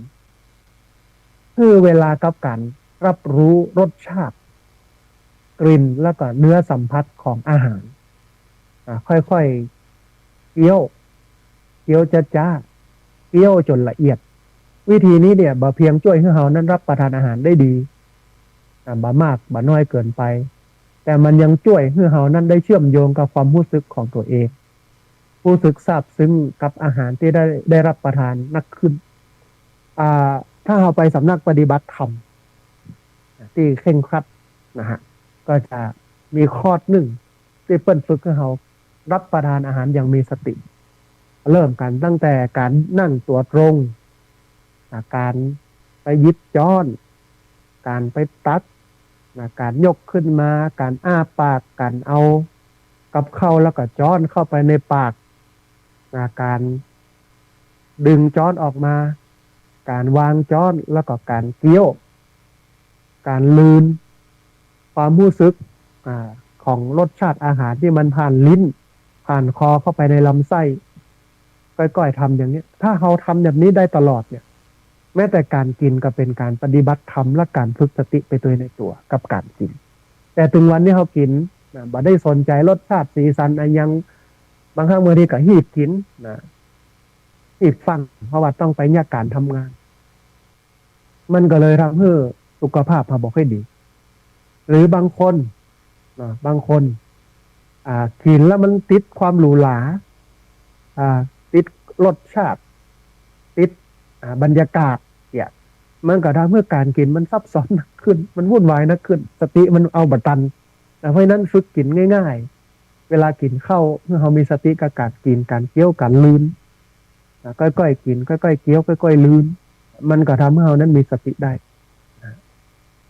วิธีแห่งอันหนึ่งก็คือใจเครื่องเตือนสติท่านผู้ฟังใจเครื่องเตือนสติ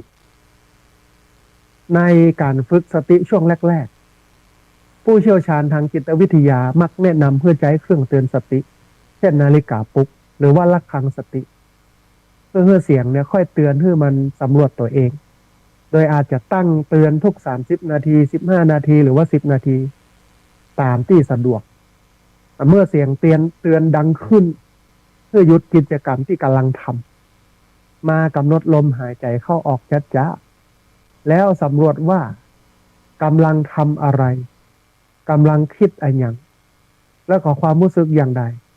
ฝึกแบบนี้ประมาณ1 เดือนท่านผู้ฟังมันจะทำเมื่อเรานั้นชินกับการสำรวจตัวเองแล้วก็ตระหนักรู้ได้ด้วยตนเองอันนี้คือใจเครื่องมือมาฝึกใจนาฬิกาใจกระดิ่งใจระฆังมาช่วยในการฝึกสตินะฮะอย่างที่7อย่างสุดท้ายท่านผู้ฟังฝึกการผ่อนคลายการฝึกการผ่อนคลายเนี่ยมันก็มีการนิยมทำกันใน3วิธีอันแรกการฝึกผ่อนคลายลมหายใจมันทำได้โดยหายใจเข้าหายใจออกลึกๆจ้าๆต่อเนื่องกันประมาณ 3-5 นาทีแล้วความเครียดแล้วก็ความรู้สึกทางลบมันจะผ่อนคลายนักขึ้นอันนี้ข้อแรกเลยคือหายใจเข้าลึกๆหายใจออกยาวๆ3-5 นาทีอันนี้ข้อแรกอันที่2ฝึกผ่อนคลายกล้ามเนื้ออันนี้ต้องอาศัยสมาธิพอสมควรเพราะว่าต้องเพ่งสมาธิไปยังกล้ามเนื้อส่วนที่เจ็บปวดส่วนที่มันเมื่อยแล้วก็ก้อยๆเกร็งกล้ามเนื้อเพื่อมันสุดการนับหายใจ 1-5 ก่อนจะผ่อนคลายกล้ามเนื้อนับในใจ 1-5 ทำซ้ำกัน5 รอบคือเกร็งตรงบริเวณที่เราปวดเมื่อยนับในใจ 1-5 แล้วก็ผ่อนคลายแล้วก็เกร็งกล้ามเนื้อบริเวณที่เราตึงเครียดที่มันปวดมันเมื่อยนับ 1-5 ในใจแล้วก็ผ่อนคลายเพื่อทำ5 รอบมันจะทำให้กล้ามเนื้อมันผ่อนคลายอันหนึ่งคือการใช้จินตนาการในการผ่อนคลายจิตทำได้โดยปาตัวเองเนี่ยไปอยู่ในสถานที่ที่มันสงบแล้วก็จินตนาการพร้อมหายใจเข้าออกช้าๆถึงเรื่องที่ทำให้กึศถึงเรื่องที่มันทำให้เรานั้นมีความสุขมันก็จะทำให้ความเครียดมันลดลงได้ดีอันนี้คือวิธีการ3 วิธีนะฮะนี่คือการฝึกสติท่านผู้ฟังเก็ตวิธีการในการฝึกสติแล้วก็9 วิธีการในประโยชน์ของการฝึกสตินะฮะก่อนที่จะทบทวนกันถึงเรื่องที่ถึงการฝึกสติเอาข่าวบุญมาประชาสัมพันธ์กันก่อนนะฮะตอนนี้เนี่ย6:05 นาทีท่านผู้ฟังกำลังติดตามรับฟังรายการธรรมาภิวัตน์ อันเป็นรายการวิทยุเพื่อการเผยแผ่พระพุทธศาสนาส่งเสริมการศึกษาและพัฒนาสังคมรายการนี้ขับผิดชอบโดยอาตมาภาพพระสาธิตธีระปัญโยประธานมูลนิธิธีระปัญโยตั้งอยู่ณที่พักสงฆ์สถาบันธรรมาภิวัตรบ้านศพเตินตำบลศพปาดอำเภอแม่เมาะจังหวัดลำปางรายการนี้ออกอากาศทุกวันอังคารตั้งแต่เวลา 5:00 ไปจนถึง 7:00 เมื่อเจ้าผ่านทางสถานีวิทยุในเครือข่ายสถานีวิทยุคลื่นสีขาวประชาประชาซึ่งมีอยู่หลายคลื่นหลายสถานีหลายจังหวัดออกอากาศผ่านทาง Facebook ไลฟ์ซึ่งเป็นไลฟ์สดของสถานีวิทยุวัดฝายหินบันทึกเทปเอาไปออกอากาศผ่านทางสถานีวิทยุเพื่อการศึกษาและพัฒนาอาชีพ Radio Network FM 99.50 เมกะเฮิรตซ์ของวิทยาลัยเทคนิคกฟผแม่เมาะทุกวันศุกร์ตั้งแต่เวลา 8:00 เมื่อเจ้าเป็นต้นไปแล้วก็เอาไปออกผ่านทางเพจของสถาบันธรรมาภิวัตรซึ่งช่องทางสุดท้ายต่างหลังนี้ท่านผู้ฟังสามารถไปติดตามรับฟังย้อนหลังไปก๊อปปี้ลิงก์ไปคัดลอกลิงก์ส่งแชร์เอาไปให้กับญาติธรรมทั้งหลายได้ยินได้ฟังกันได้แทนตัวแต่ว่าต้องไปกดถูกใจกดไลค์ที่เพจมูลนิธิธีระปัญโยพิมพ์คำว่ามูลนิธิธีระปัญโยมันก็จะขึ้นเพจมาแล้วก็เข้าไปกดถูกใจกดไลค์หลังจากนั้นก็ไปเลือกฟังมันก็จะเป็นวิดีโอที่ลูกศิษย์อาตมาภาพทำเอาลงไว้ทุกการบรรยายจะอยู่ในนั้นนะฮะท่านผู้ฟังมีข่าวประชาสัมพันธ์ทวนกันแหมกำนึงเนาะขณะนี้สถาบันธรรมาภิวัตรหน่วยงานประจำจังหวัดลำปางสภาองค์กรของผู้บริโภครับเรื่องร้องเรียนการบริโภคของพี่น้องชาวบ้านโดยเฉพาะในจังหวัดลำปางแล้วก็จังหวัดอื่นตัวเนาะซึ่งญาติโยมที่เดือดร้อนเรื่องการบริโภคไม่ว่าจะเป็นเรื่องการเงินการธนาคารการขนส่งยานพาหนะบริการสุขภาพการสื่อสารโทรคมนาคมและก็เทคโนโลยีสารสนเทศแก๊งคอลเซ็นเตอร์ต่างๆสายไฟที่มันระยงระยางสายเคเบิลที่มันระยงระยางเรื่องอาหารยาผลิตภัณฑ์สุขภาพเรื่องสินค้าและบริการทั่วไปเรื่องอสังหาริมทรัพย์และก็ที่อยู่อาศัยเรื่องบริการสาธารณะพลังงานและสิ่งแวดล้อมแล้วก็ด้านการศึกษาและด้านอื่นๆก็สามารถมาร้องเรียนได้ที่สถาบันธรรมาภิวัตรหน่วยงานประจำจังหวัดลำปางสภาองค์กรของผู้บริโภคสำนักงานตั้งอยู่ใกล้สะพานข้ามแม่น้ำวังไปตาบะโอตรงข้ามกันร้านตาปินโหลนะฮะที่อยู่แถวโรงแรมรีเจนต์มันจะมีสี่แยกก่อนถ้าเราเข้าขวามือเอาลูกเวียงมาเนาะเลยแยกปากขามมานะฮะมาถึงแยกที่2ถ้าเราตรงไปก็จะเป็นตาบะโอซ้ายมือก็ขวามือก็จะเป็นอันไปทางโรงแรมรีเจนต์หลอดไปทางค่ายทหารซ้ายมือก็จะไปโรงพยาบาลแต่ว่าเราตรงไปก็อาจจะเจอก่อนจะถึงสะพานข้ามตามบะโอตรงข้ามกับร้านซุกี้ตาปิโลนะฮะท่านผู้ฟังสามารถไปร้องเรียนได้ตัวเองหรือว่าโทรศัพท์ไปก็ได้ที่เบอร์054-012-274เบอร์054-012-274สำนักงานเปิดวันจันทร์ถึงวันศุกร์ในเวลา 8:30 ถึง 4:30 แล้วก็หยุดวันนักขัตฤกษ์นะฮะอันนี้เป็นข่าวแรกข่าวบุญแรกอันที่2ท่านผู้ฟังบ้านพักเด็กสำนักงานพัฒนาสังคมและความมั่นคงของมนุษย์เปิ้นกำลังระดมอุปกรณ์การเรียนบอกว่าเสื้อผ้านักเรียนกระเป๋าหนังสือสมุดดินสอแล้วก็ปัจจัยสตังค์เอาไปช่วยดูแลละอ่อนที่บ้านพักเด็กจังหวัดลำปางที่เปิ้นดูแลอยู่เป็น100 ชีวิตเนาะแล้วก็ส่งเรียนหลายที่หลายตานทีนี้มันก็มีการดูแลตามอัตภาพเปิ้นก็ให้ได้อุปกรณ์การเรียนเสื้อผ้านักเรียน กระเป๋านักเรียนสมุดดินสอปากกาแล้วก็ปัจจัยสตังค์ไปเฮือละอ่อนหมู่นั้นท่านผู้ฟังท่านใดที่อยากจะร่วมทำบุญทักนี้เนาะเดี๋ยวรอจบรายการแล้วโทรเข้ามาได้ที่เบอร์064 125 4122หรือว่ามีของที่จะบริจาคโดยเฉพาะเสื้อผ้านักเรียนกระเป๋ารองเท้าอะไรอย่างพวกนี้เนาะก็สามารถโทรเข้ามาได้หลังจบรายการแล้วที่เบอร์064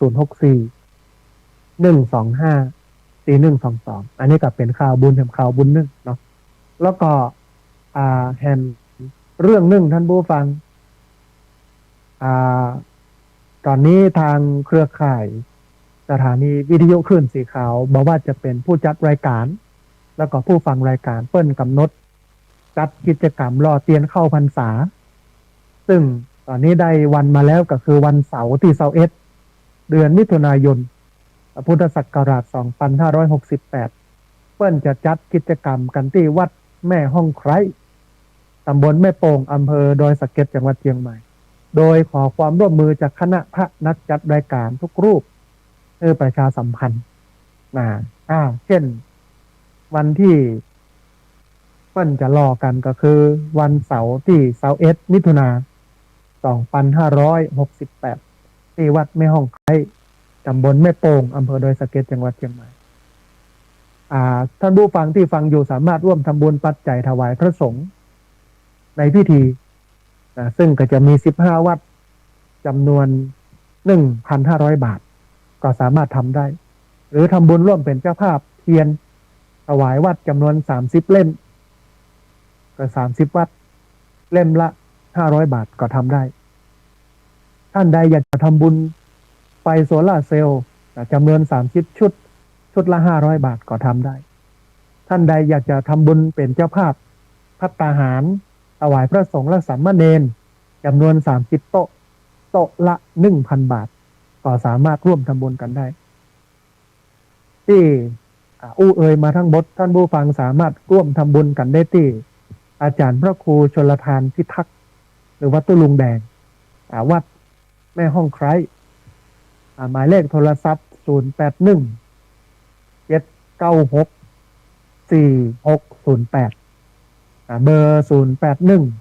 796 4608หรือสามารถโอนมาทำบุญผ่านบัญชีธนาคารกับเป็นธนาคารกรุงเทพสาขาดอยสะเก็ดเลขที่บัญชี486 028 5594เป็นธนาคารกรุงเทพสาขาดอยสะเก็ดเลขที่บัญชี486 028 5594นะฮะอันนี้ก็สามารถร่วมทำบุญกันได้ในส่วนหนึ่งแถมข่าวบุญหนึ่งท่านผู้ฟังท่านใดที่อยากจะร่วมทำบุญปรับสถานที่เพื่อสร้างสวนไผ่เวรุวันจำนวน10 ไร่ 1,000 ต้นก็สามารถร่วมทำบุญได้ที่บัญชีธนาคารกรุงไทยชื่อบัญชีที่พักสงฆ์สถาบันธรรมาภิวัตรหมายเลขบัญชี53607555318เป็นธนาคารกรุงไทยชื่อบัญชีที่พักสงฆ์สถาบันธรรมาภิวัตรหมายเลขบัญชี53607555318นะฮะอันนี้ก็เป็นข่าวการกุศลข่าวบุญที่เอามาแจ้งให้ท่านผู้ฟังได้หูหับทราบแล้วก็จะได้ร่วมทำบุญกันด้วยท่านผู้ฟังก่อนที่จะเปิดสายท่านผู้ฟังที่ฟังอยู่ทางบ้านจะได้โทรเข้ามาร่วมเอ่ยกันจะได้โทรเข้ามาร่วมแสดงความคิดความเห็นกันเช็คสัญญาณว่าชัดอย่างใดบ่ชัดอย่างใดรายงานสถานการณ์น้ำว่าที่ไหนเริ่มท่วมเพราะว่าตรงนี้อันตรายเกี่ยวกับน้ำนะฮะเพราะว่าจะเป็นทางดอยก็จะมีน้ำป่าไหลหลากดินโคลนถล่มที่อยู่ในพื้นราบก็น้ำนองนะต้องระมัดระวังกันนะฮะท่านผู้ฟังจะทวนเรื่องที่วันนี้ก็คือเรื่องของสติเรื่องการฝึกสติเมื่อท่านผู้ฟังทั้งหลายได้ฟังก่อนสรุปเรียบร้อยแล้วก็จะเปิดสายท่านผู้ฟังที่ฟังอยู่ทางบ้านได้โทรเข้ามาร่วมเอ่ยกัน ได้โทรเข้ามาร่วมแสดงความคิดความเห็นกันก็ประโยชน์ของการฝึกสติเนาะก็มีอยู่ประมาณสัก9 อย่างเนี่ยอย่างแรกเพื่อนบอกว่าถ้าฝึกสติบ่อยๆมันก็จะทำให้เรานั้นมีความตระหนักรู้ในตัวเองนักขึ้นก็คืออยู่กับตัวเก่านักขึ้นตอนเนี้ยมันทำให้กึศถึงสถานการณ์ที่พักศพสถาบันธรรมาภิวัตน์ที่มีใจโซลาร์เซลล์ปกติก็จะมีละอ่อนนักศึกษามหาวิทยาลัยเชียงใหม่นักเรียนต่างๆก็มาเข้าค่ายอบรมประจำทีนี้มันก็จะมีปัญหาตอนแม่แรงเอากิจกรรมแบตโทรศัพท์กับโทรศัพท์มาถามว่าพระอาจารย์จะชาติที่ไหนอาจารย์ก็บอกว่ามันหมดเวลาชาติแล้วลูกเพราะว่าจะเริ่มเปิดตั้งแต่9 โมงไปจนถึง3 โมงครึ่งหรือ3 โมงหรือ4 โมงถ้าชาติก็ต้องชาติเมื่อวัน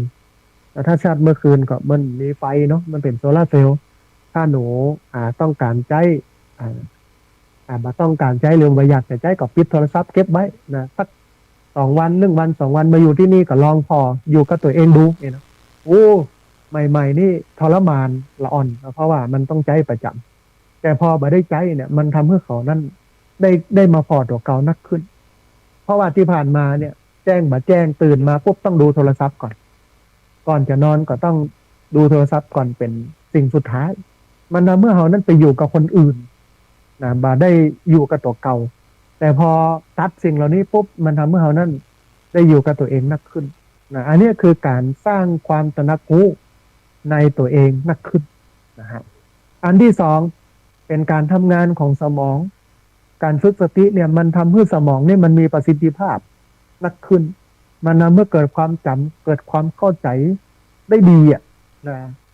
ฟังคนอื่นที่ปันอู้กับหู้เรื่องได้ง่ายแล้วก็จำได้ง่ายอ่านแล้วก็จำได้ง่ายเข้าใจได้ง่ายอันนี้คือประสิทธิภาพของสตินะฮะอย่างที่สามเนี่ยมันสามารถลดความเครียดและก็ลดระดับฮอร์โมนที่มันก่อให้เกิดความเครียดลงได้ถ้าฝึกสติบ่อยๆเนี่ยความเครียดจะลดลงสติสัมปชัญญะจะสูงขึ้นแล้วก็ฮอร์โมนที่มันทำให้เกิดความเครียดมันก็จะลดลงไปตัวนะท่านผู้ฟังนะฮะอันนี้อันที่สามอันที่สี่เนี่ยมันช่วยเพิ่มสติแล้วก็สามารถจับหรือว่าโฟกัสสิ่งต่างๆได้ดีนะฮะการฝึกสติเนี่ยมันช่วยให้เรานั้นสามารถจดจ่อกับสิ่งที่เรากำลังทำได้ดีขึ้นบอกว่าแวกหรือว่าฟุ้งซ่านไปกับสิ่งรอบข้างมันเมื่อเราทำงานเนี่ยหรือว่าเฮียนเนี่ยได้ดีได้มีประสิทธิภาพนะฮะอันหนึ่งมันทำให้เรานั้นมีความเห็นอกเห็นใจคนอื่นนักขึ้นเมื่อเราฝึกสติเนี่ยคุณธรรมเชิงบวกเช่นการเกื้อกูลช่วยเหลือการพอคนอื่นนักกว่าตัวเองมันจะเกิดขึ้นเวลาฝึกสติบ่อยๆเนี่ยมันจะทำให้เราหันอกหันใจดูแลเกื้อกูลคนอื่นได้นักขึ้นลดความเห็นแก่ตัวเห็นแก่ได้เห็นแก่มีลดการเอาตัวเองเป็นที่ตั้งเอาตัวเองเป็นใหญ่ลงได้มานาเมื่อเรานั้นได้พอผู้คนได้หันอกหันใจเกื้อกูลกันและสิ่งเนี้ยเป็นสิ่งที่สำคัญและก็เป็นสิ่งที่สังคมวันนี้ขาดเพราะถึงวันนี้คนเอาแต่ตัวเองทั้งนั้นไม่ได้เกื้อถึงคนอื่นเกื้อกูลไผเลยโดยเฉพาะนักการเมืองมีการขอบโกยมีการทุจริตกันอย่างโจงครึ้มนะฮะเนี่ยคือคนที่บ่มีสติแต่ถ้าเป็นคนที่มีสติปั๊บนะมันจะทำให้หันอกหันใจเกื้อกูลกันช่วยเหลือกันเอ็นดูกันนี่เป็นคุณธรรมที่สำคัญนะฮะอันหนึ่งท่านผู้ฟังเวลาเราฝึกสติบ่อยๆอันนี้อันที่6เนาะมันจะทำให้เรานั้นจัดการอารมณ์ได้ดีขึ้นแล้วก็บ่หวั่นไหวต่อสิ่งที่เข้ามากระทบใจของเขาถึงแม้จะใจจะบันนิ่งเข้ามากระทบและใจมันสั่นไหวแต่มันจะไม่นานมันจะจบเร็วแต่ถ้าบ่มีสติเนี่ยมันจะนานหลายคนครูบาอาจารย์ก็บอกว่าเอาสิ่งที่บ่ดีที่คนอื่นทำต่อเขาเอาไปนอนเคี้ยวเอื้องเอาสิ่งที่ไม่ดีที่คนอื่นทำกับเราไปนอนเคี้ยวเอื้องการนอนเคี้ยวเอื้องเนี่ยเป็นอาการของควายควายเวลามันจะนอนมันก็จะหญ้าออกมาแล้วก็เคี้ยว อันนี้คือมันเอามาเคี้ยวเอื้องคือมันบ่จบมันไม่จบมันไม่บริบูรณ์เหมือนกันกับความทุกข์ เวลาที่คนอื่นทำให้เขาเกิดความทุกข์เขาก็จะนอนกึดนะเอามือกายหน้าผากเป็นกำกึดเหมือนกับเอาปัญหามาเคี้ยวเอื้อมแต่ถ้ามีสติปุ๊บเนี่ยมันก็จะปล่อยก็จะวางมันก็จะโปร่งได้ง่ายนะมันก็บ่ต้องหวั่นไหวต่อสิ่งเร้าเชิงรบแล้วก็อารมณ์เนี่ยจัดการมันได้ดีขึ้นเพราะว่าเฮาหูเนื้อหูตัวอยู่ตลอดเวลาอันนี้อย่างที่6อย่างที่7เนี่ยเฮาฝึกสติแหละบ่อยๆเนี่ยมันจะมีความยืดหยุ่นทั้งนั้นความคิดเฮาบ่เป็นต้นห้องว่าไม่มันบ่สุดโต่งไปทางใดทางหนึ่งนะมันยืดหยุ่นได้ยืดได้หดได้นะบ่โต่งไปทางใดทางหนึ่งนะอันนี้อันที่7นะอันที่8เฮามีสติหรือว่าเฮาฝึกสติบ่อยๆเนี่ยมันจะสามารถช่วยให้เฮานั้นตัดสินใจอย่างเหมาะสมนักขึ้นเพราะการตัดสินใจนั้นมันผ่านการกลั่นกรองการวิเคราะห์การคิดพิจารณาโดยแยบคายมาแล้วมันก็เลยง่ายอันสุดท้ายถ้าเรามีสติบ่อยๆเนี่ยหรือว่าเราฝึกสติบ่อยๆเนี่ยมันจะช่วยบำบัดภาวะวิกฤตกังวลความเครียดซึ่งนำไปสู่การเป็นโรคซึมเศร้าได้ราวประมาณ 30% เลยนะถ้าเราฝึก2 เดือนเนี่ยเราฝึกสติติดต่อกัน2 เดือนมันจะช่วยลดความเครียดลดความกังวลลดความเป็นโรคซึมเศร้าได้ 30%อันนี้คือประโยชน์ของสติทีนี้เราฝึกเราจะจะได้ให้มีสติอันแรกก็ฝึกหายใจเข้าออกสั้นๆฝึกหายใจเข้าหายใจออกยาวๆอันแรกเลยฝึกหายใจเข้าออกยาวๆสัก 2-3 นาทีต่อวันเอาสัก5 รอบต่อวันก็ได้10 รอบต่อวันก็ได้บ่อยๆอันนี้คือวิธีฝึกเนาะวิธีฝึกที่2ใช้เทคโนโลยีมาช่วยมาเป็นผู้ช่วยเช่นมีการไปโหลดแอปพลิเคชันในการฝึกสมาธิเราก็ไปเรียนรู้กับตรงนั้นได้หรือตั้งนาฬิกาเพื่อเป็นผู้ช่วยในเรื่องของการเตือนสติกี่นาทีเป็นอย่างไรมันก็จะช่วยให้เรานั้นได้ฝึกสติเช่น2 ชั่วโมงเขาตั้งไว้เตือนหนึ่งถึงเวลาถึง2 ชั่วโมงปุ๊บนาฬิกาดังปั๊บละหยุดงานทั้งหมดแล้วก็มานั่งหายใจเข้าลึกๆหายใจออกยาวๆอยู่กับตัวเก่าสัก5 นาทีอย่างนี้ก็ได้อันนี้คือการใช้เทคโนโลยีก็ช่วยแต่มันนั่นคือฝึกสติขณะเดินทางเวลาเราเดินทางเรามีสติแทนที่เราจะจดจ่ออยู่กับโทรศัพท์มือถือก็พอสิ่งแวดล้อมรอบข้างดูการเปลี่ยนแปลงมันก็จะทำให้เรานั้นรื่นรมหรือมาดูที่ลมหายใจมาดูสิ่งแวดล้อมรอบข้างแต่ดูลมหายใจเข้าออกมันก็จะทำให้เรานั้นมีสติมากขึ้นแต่มันนั่นคือการฝึกสติก่อนนอนก่อนที่เราจะนอนเราฝึกสติมันก็จะทำให้เรานั้นมีสตินักขึ้นบ่ฟุ้งซ่านและก็หลับง่ายโดยการสูดลมหายใจเข้าลึกๆออกยาวๆผ่อนคลายบ่ฟุ้งซ่านเนี่ยมันจะทำให้เรานอนหลับง่ายขึ้นแต่มันนั่นคือกินยังมีสติเวลาเรากินข้าวเนี่ยที่ผ่านมาเนี่ยมันบ่รับรู้รสชาติอะไรอย่างสักอย่างกันนะมันฟังกินลุบลับมันต้องแข่งกับเวลาแต่ถ้ามีเวลาเนี่ยต้องฝึกตั้งแต่การเคี้ยวเพื่อละเอียดเพื่อมันย่อยที่สุดค่อยๆเคี้ยวแล้วก็รับรู้ถึงรสชาติของมันค่อยๆลืมอย่างเงี้ยมันก็จะทำให้เรานั้นกินอย่างมีสติได้แต่มันนั่นคือใจเครื่องเตือนสติหรือว่าจะเป็นนาฬิกาปลุกหรือว่าจะเป็นระฆังเอามาช่วยเช่นมี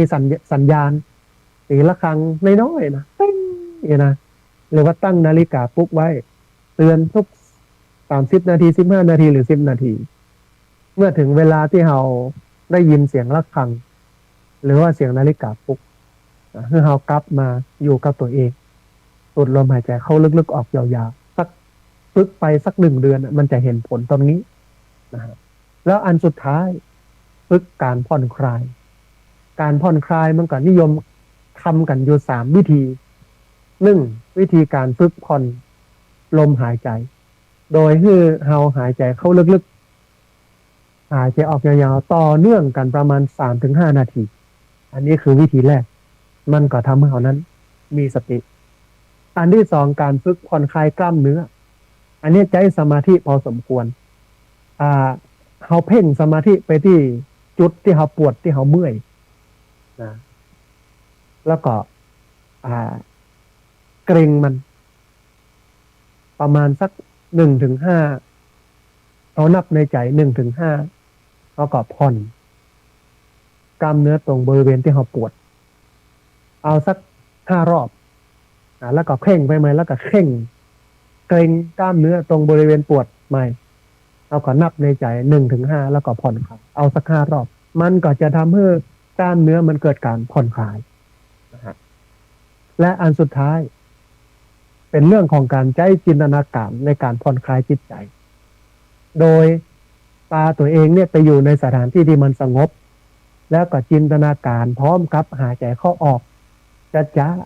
ลึกๆยาวๆถึงเรื่องที่ทำให้เรานั้นมีความสุขกึดแต่เรื่องที่ทำให้เรามีความสุขความเครียดเนี่ยมันจะลดลงอย่างน่าประหลาดอันนี้คือวิธีการฝึกผ่อนคลายสตินะฮะวิธีการทางวิปัสสนากรรมฐานเนี่ยง่ายนิดเดียวคือรู้ตัวอยู่ตลอดเวลาภาษาพระหรือภาษาซับนักปฏิบัติธรรมเพิ่นท้องก็มากำหนดถึงหัวขณะนี้กำลังยืนเดินนั่งนอนกินดื่มทำพูดคิดคูเข้าเหยียดออกเหลียวหน้าแลหลังก้มเงยเพื่อเฮาหู้คิงอยู่ตลอดเวลามันทำให้สติมันมีมากขึ้นสติเนี่ยมันต้องสร้างถึงจะเกิดนะวิธีการสร้างเอาง่ายๆสุดคือรู้ตัวเองอยู่ตลอดเวลาจะเดินก็หู้ว่าเดินยืนก็หู้ว่ายืนนั่งก็หู้ว่านั่งนอนก็หู้ว่านอนจะหยุดกำหนดหรือว่าหยุดหู้มันได้ก็ต่อเมื่อมันรับไปแล้วมันนี่ความรู้สึกแต่ถ้าตื่นรู้สึกตัวขึ้นมาปุ๊บก็กำหนดต่อดูลมหายใจนะดูการลุกขึ้นนั่งดูความคิดดูการเดินดูการบิดลูกบิดดูการไปยิบแปรงสีฟันยาสีฟันดูการแปรงฟันการอาบน้ำหู้คิงอยู่ตลอดเวลายืนเดินนั่งนอนกินดื่มทำพูดคิดคูเข้าเหยียดออกเลี้ยวหน้าแลหลังก้มเงยอันเนี้ยเป็นวิธีฝึกสติได้ง่ายที่สุดที่อาตมาภาพได้ทำวิจัยมานะฮะท่านผู้ฟังขณะนี้ได้เวลาเปิดสายท่านผู้ฟังที่ฟังอยู่ทางบ้านจะได้โทรเข้ามาร่วมเอ่ยกันจะได้โทรเข้ามา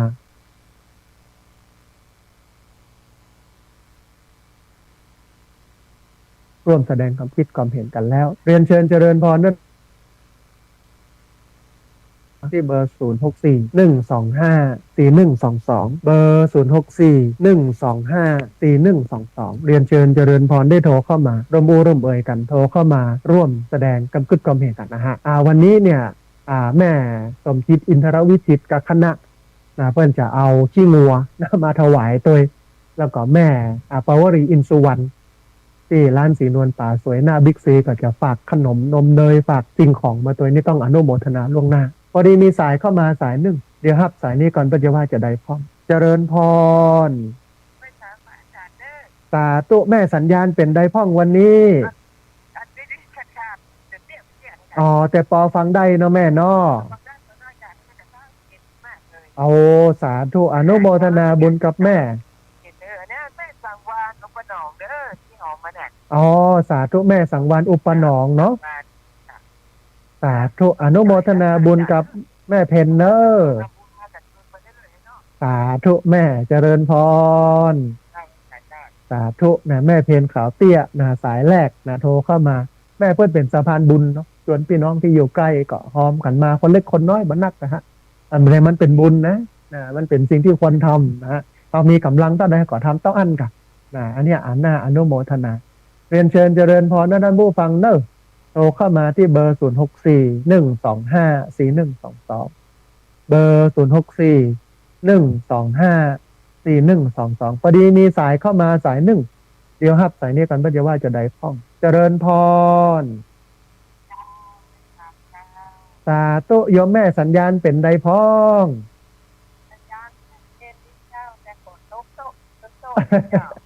ที่ลำปางกับตกอยู่แม่คึ้มอยู่ตอนนี้ก็ลงมาอยู่แม่อนุโมทนาเจริญพรอย่างเดียวกันอนุโมทนาบุญกับแม่ที่ติดตามรับฟังแล้วก็โทรเข้ามาให้กำลังใจกันเนอะ ได้แม่ได้จะรอการขอเจ้รอเตียนวันที่21เนี่ยเนาะเจ้าตอนเนี้ยตั้งใจไป เพื่อถึงตอนนั้นเพื่อถึงตอนนั้นรถเสร็จอะต้องจำบัวปูไปตลาดโอ้ดีแม่ดีอนุโมทนาล่วงหน้าเดี๋ยวปะกันปุ้นเนาะแม่เนาะก็อ่านฟังวันนี้ก็ได้สติอีกจากได้กัวโซ่เพิ่มขึ้นมาเนาะเอาสาธุอนุโมทนาบุญกับแม่เนอะ จากผู้บ้านมันจะทำให้อ้วนนะเนาะ แม่นต้องมีสติค่อยๆกินค่อยเคี้ยวถึงวันนี้มันบอกเคี้ยวมันมาบลืนลูกเออจะต้องจะท่าปล่อยๆนะเนาะเนี่ยดีแม่มันจะทำเพื่อสุขภาพพอดีตัวเนาะแม่เนาะอ่าโอ้ปลอดภัยเนาะถูกต้องถูกต้องอนุโมทนาบุญกับแม่เนอะยังพักการบางตัวยังกระแตงก็มีมาน้อยแต่อย่าไปได้แม่ได้เดี๋ยวปะกันเนอะ สาธุอนุโมทนา สาธุโยมแม่ดอยสะเก็ดเทพเสด็จเชียงใหม่นะฮะเพิ่นอยู่ใกล้ตุลุงแดงอาจารย์พระครูชลทานพิทักษ์นัดกันว่าวันที่21ถ้าพระอาจารย์ไปร่วมหล่อเตียนเพิ่นก็จะเอาหัวเอาพักเอาไม้เอาเมล็ดพันธุ์อย่างเพื่อตัวนะต้องอนุโมทนาบุญนะเรียนเชิญเจริญพรนะพี่น้องเนอะที่เบอร์0641254122เบอร์0641254122พอดีมีสายก็มาสายหนึ่งเดี๋ยวครับสายนี้ก่อนเปิ้นจะว่าอย่าใดพ้องเจริญพรครับพ่อตากาศครับตากาศสาธุลุงคำบ้านห้วยการบ้านโฮงหล่อปูนนอสัญญาณเป็นได้พ้องลุงควันนี้ครับำชัดเจนดีอยู่เนาะลุงคำว่าฝนตกก่อนที่บ้านห้วยการครับตรงวันนั้นคืออะไรครับต้องระมัดระวังเรื่องน้ำเนาะลุงคำเนอะนะมันเร็มน้ำดอยการจะไหลมานองท่วมพี่น้องนะต้องระมัดระวังกันเนาะอย่างนั้นสาธุแต่การตั้งค่าบ้านฝั่งลายพวกน่ะเป็นแต่ฝั่งนี้แต่บอสเท่าใดเอออนุโมทนาบุญกับลุงคำเนอะสาธุเจริญพรลุงคำสิทธิเขื่อนบ้านห้วยการบ้านโฮงหล่อปูนนะฮะท่านผู้ฟังเวลาเหลือแห่งประมาณสัก8 นาทีสัก7 นาทีได้แห่งจัดหลายสายเนอะเรียนเชิญเจริญพรที่เบอร์0641254122เบอร์0641254122พอดีมีสายเข้ามาสายหนึ่งเดี๋ยวครับสายนี้ก่อนเพื่อจะว่าจะได้พ่องนะฮะเจริญพร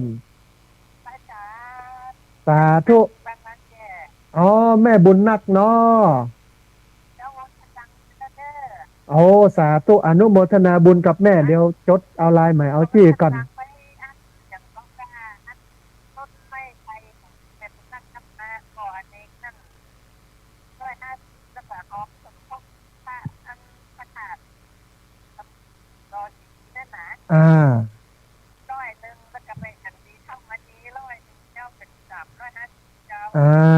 ป้อบุญแม่บุญนักป้ออเนกนามสกุลยังก็แม่วุฒิเดชป้ออเนกเจ้าวุฒิเดชอีนอเจ้าป้ออเนกแม่บุญนักวุฒิเดชเจ้าวุฒิเดชแล้วแม่แหมคนนึงชื่อยังก็แม่จันทรีเข้ามานี้เจ้าจันทรีเนาะจันทรีแม่จันดีเท้ามณีเนาะจันทรีพุ่นมาเจ้าพุ่นโทรมาหาเจ้าอันทำด้วยทำบุญเพิ่นจะเอามาแทนเจ้าอีสานเปิ้นฟังอยู่เนาะแม่เนาะที่บ้านตาสีเนาะเจ้าคุณอาจจะฟังก็เลขหลายของพระอาจารย์อย่างผมพูดได้โยได้แม่ได้เดี๋ยวแม่ฟังทางวิทยุจะบอกนะแม่เนอะเลขหลายก็แต่เจ้าเดี๋ยวจะแจ้งในวิทยุเนาะแม่เนาะแม่อุดไปเจ้าวันที่อย่างวันนั้นนะ3 โมง 2 โมงพอเจ้าพอดีวันนี้จะไปเช็คบัญชีพอดีโยมแม่นะเข้าละแม่เข้าละเดี๋ยวจะไปเช็คดูกำหนึ่งเนาะอย่างนั้นได้แม่ได้สา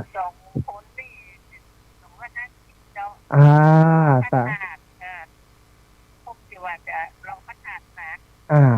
กับอันปรับที่ดินเนาะแม่เนาะ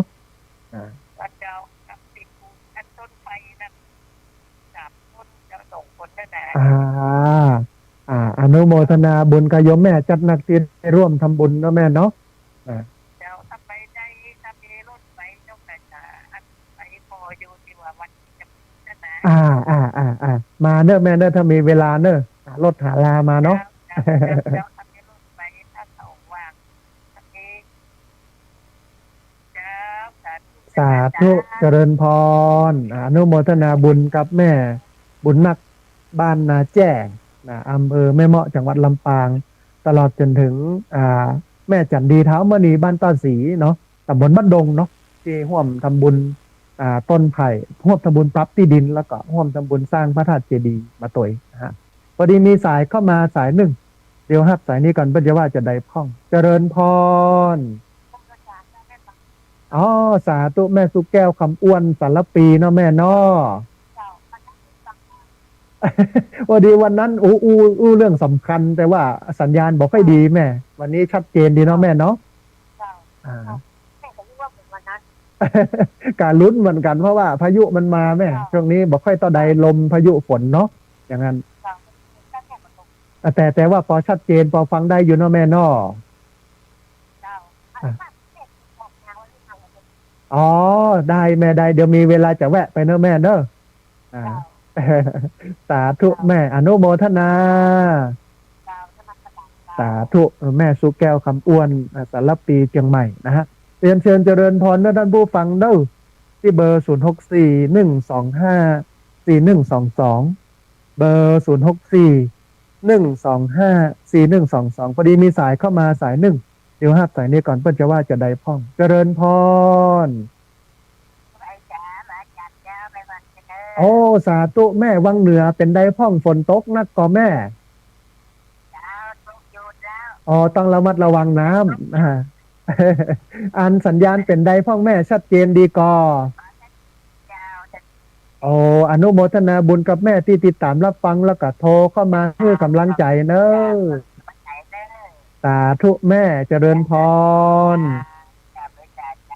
โยมแม่อำเภอวังเหนือแฟนประจำนะฮะติดตามรับฟังตลอดแล้วก็โทรเข้ามาให้กำลังใจกันตลอดเรียนเชิญเจริญพรท่านผู้ฟังเนอะที่เบอร์0641254122เบอร์0641254122วันพอดีมีสายเข้ามาสายหนึ่งเดี๋ยวครับสายนี้ก่อนเพื่อจะว่าจะได้พ้องเจริญพรอ๋อสาธุมาแล้วแม่คำนวณเจ้าสอนเมืองปานลำปางสัญญาณเป็นได้พ้องแม่จะแม่ได้ฟังอาจารย์มันเงินหลับหนามันสัญญาแบบนี้เลยบางทีกับสถานีปล่อยใจลูกจะได้หมดแต่มา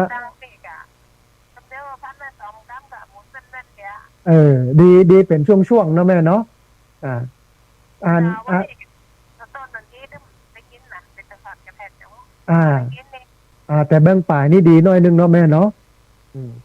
เป็นเพราะอากาศแม่เพราะช่วงนี้ฝนลงแล้วก็พายุเข้ามันบอกค่อยเสถียรอินเทอร์เน็ตนะอย่างนั้น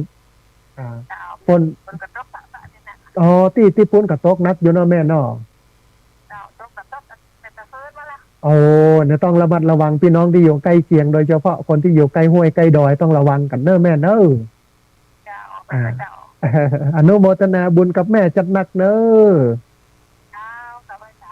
สาธุเจริญพรแม่คำนวณเจ้าซ้อนเมืองปานลำปางนะต้องอนุโมทนาบุญตวยเรียนเชิญเจริญพรท่านผู้ฟังเวลาเลยหัน18 นาทีที่เบอร์0641254122เบอร์0641254122พอดีมีสายเข้ามาสายหนึ่งเดี๋ยวสายนี้ก่อนเพื่อจะว่าจะได้พ้องเจริญพรอ๋อสาธุแม่น้อยเป็นได้พ้องสัญญาณวันนี้วันนี้มีเรื่องราวอย่างที่จะมาเล่ามาอุ้มให้พี่น้องฟังเชิญเลยเนอะ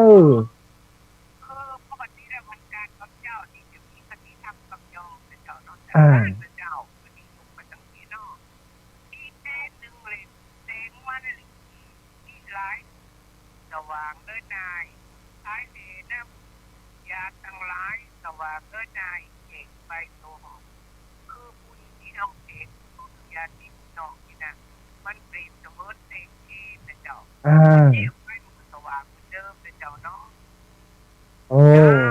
ธุ เจ้าตัวอีกเด้อเจ้า อนุโมทนาบุญเจริญพ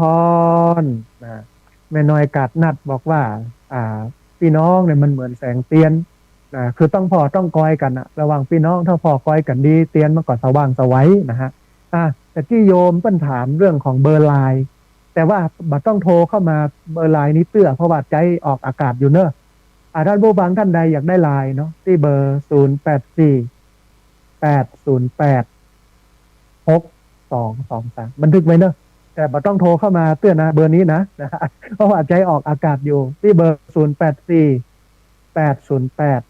0848086223เบอร์นี้เป็นเบอร์ไลน์นะฮะสามารถ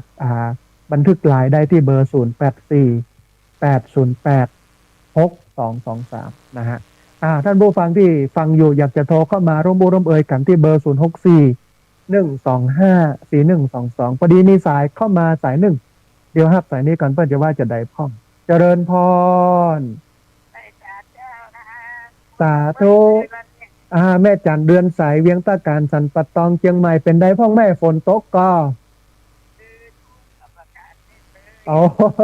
ต้องระวังห้วยระวังน้ำมาใกล้แม่มันจะท่วมเอานอกต้องระมัดระวังกันหน่อยสัญญาณเป็นได้พ่องก็แม่สัญญาณตอนจะทอดจะเลิก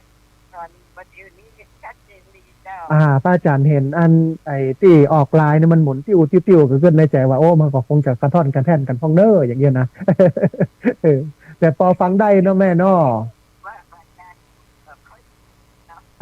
แต่พอฟังได้เนาะโอ้อนุโมทนาบุญกับแม่จันเรือนใสเวียงตะการสันปะตองเชียงใหม่จัดนักเนอะแม่เนอะสาธุเจริญพรคือช่วงเนี้ยบอกค่อยได้ไปไหนท่านผู้ฟังพอดีรถลุเอาไปซ่อมที่อู่วันที่16วันละลุแล้วนะวันที่16นะกำลังอยู่ที่อู่อยู่ก็เลยบ่ได้ไปไหนท่านอาจารย์พระครูอภิวัฒนวิกรมประชุมกันที่วัดในห้องไคร้ที่ดอยสะเก็ดก็ไม่ได้ไปสักครับรถหาลาบัตันนะฮะต้องกราบขอบอภัยครูบาอาจารย์พระนักจัดรายการวิทยุเลยวันเนี้ย โยมสมคิดอินทรวิจิตรกับพี่น้องบ้านฟ่อนและแม่ปวลีอินสวรรค์เพิ่งก็จะมาเอาขี้งัวมาถวายปกติก็นัดกันไว้ว่าเดี๋ยวมีเวลาจะไปเอาเนอร์รถสำลุนะ เพิ่งก็เลยมาส่งถึงที่นี่ต้องอนุโมทนาบุญตัวพอดีมีสายเข้ามาสายหนึ่ง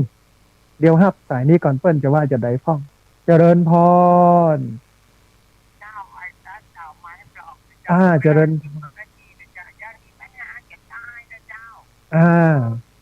เจ้าคุณแยมเนาะที่ของไปคนบ่ห้องว่าจะคุณห้องวันที่แยมเนาะบ้านเขาจะเป็นห้องวันนั้นลงยื้อได้ของห้องนั้นลงเป็นเจ้าท่านนั้นที่ห้องนั้นนั้นเนาะด้านยงเจ้าห้องนั้นลงปัญหาใหญ่จะได้ว่ายื้อได้ของห้องบ้านเขายื้อได้ของห้องวันนั้นลงนะเจ้านั่นอีกที่เล่นคือวันที่เด็กสมุนพูดนะเจ้าเนาะภายในบุญได้บุญน้องไปกระจายแบบนี้เด็กเดิมไปเจ้าผมมันการเตะภายหน้าบุญเป็นยาค้าแล้วมันเก่าเจ้าไม่ต้องได้ต้องได้เจ้าสาธุเจ้าสาธุเจ้าวัดอะไรเป็นของนั้นลงเจ้าของเราเจ้าสาธุอนุโมทนาสาธุนะเรียนเชิญเจริญพรนะท่านผู้ฟังเนอะใครจะตอบคำถามหรือจะโทรก็มาร่วมบูร่วมเอ่ยกันที่เบอร์0641254122เบอร์0641254122พอดีมีสายเข้ามาสายหนึ่งเดี๋ยวครับสายนี้ก่อนเพื่อจะว่าจะได้พร้อมเจริญพรสาธุมาแล้วโยมแม่สัญญาณเป็นได้พ้องอนุโมทนาบุญที่แต่ว่าช่วงท้ายนี่ดีเนาะแม่เนาะที่เมืองลี้นะต้องระมัดระวังเรื่องน้ำที่น้องเมืองลี้เนอะ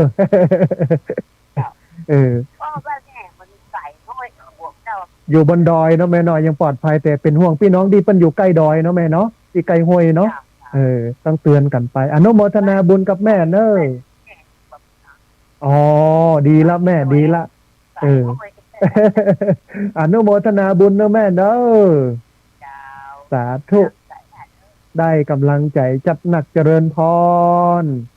เจ้าไว้เจ้าแม่หลงบ้านบวกเมืองลี้ละปูนโทรเข้ามาให้กำลังใจกันแต่บ้านแม่อยู่บนดอยสบายมากนะเรียนเจริญพรท่านผู้ฟังที่เบอร์0641254122เบอร์0641254122เรียนเชิญเจริญพรได้โทรเข้ามาร่วมร่วมเอ่ยกันโทรเข้ามาร่วมแสดงกับขึ้นความเห็นกันนะฮะวันนี้รายการธรรมพิวัตรช่วงต้นรายการและกลางรายการต้องขออภัยที่กระท่อนกระแท่นเพราะว่าสัญญาณคลื่นมันบดีแต่ตอนนี้ชัดเจนแล้วนะฮะท่านผู้ฟังที่ฟังอยู่เนอะเรียนเชิญเจริญพรจะโทรเข้ามาเตือนกันเรื่องน้ำนะฮะจะโทรเข้ามาเตือนภัยต่างๆโทรเข้ามาอู้เอ่ยแนะนำกันถามคำถามได้ที่เบอร์0641254122เบอร์0641254122สายที่โทรเข้ามาแล้วบัดติดโทรเข้ามาแล้วบัดได้รับสายตอนนี้มีอยู่ประมาณ14สายโยมโทรเข้ามาใหม่เนอะที่เบอร์0641254122เบอร์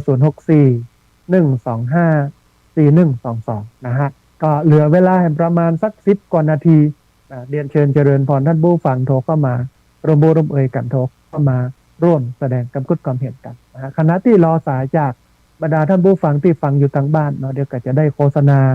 ประชาสัมพันธ์ข่าวบุญข่าวกุศลไปนะย้ำไปเรื่อยๆนะฮะเขาได้จำนะได้พอดีมีสายเข้ามาสายหนึ่งเดี๋ยวฮับสายนี้ก่อนเพื่อจะได้พ้องเจริญพรสาธุแม่ลี่เป็นได้พ้องแม่สัญญาณวันนี้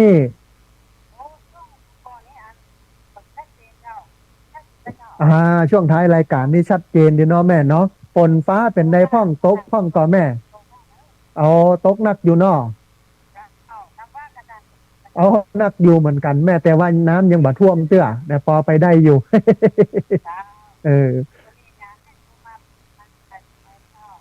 อนุโมทนาบุญกับแม่ลิจัดหนักเด้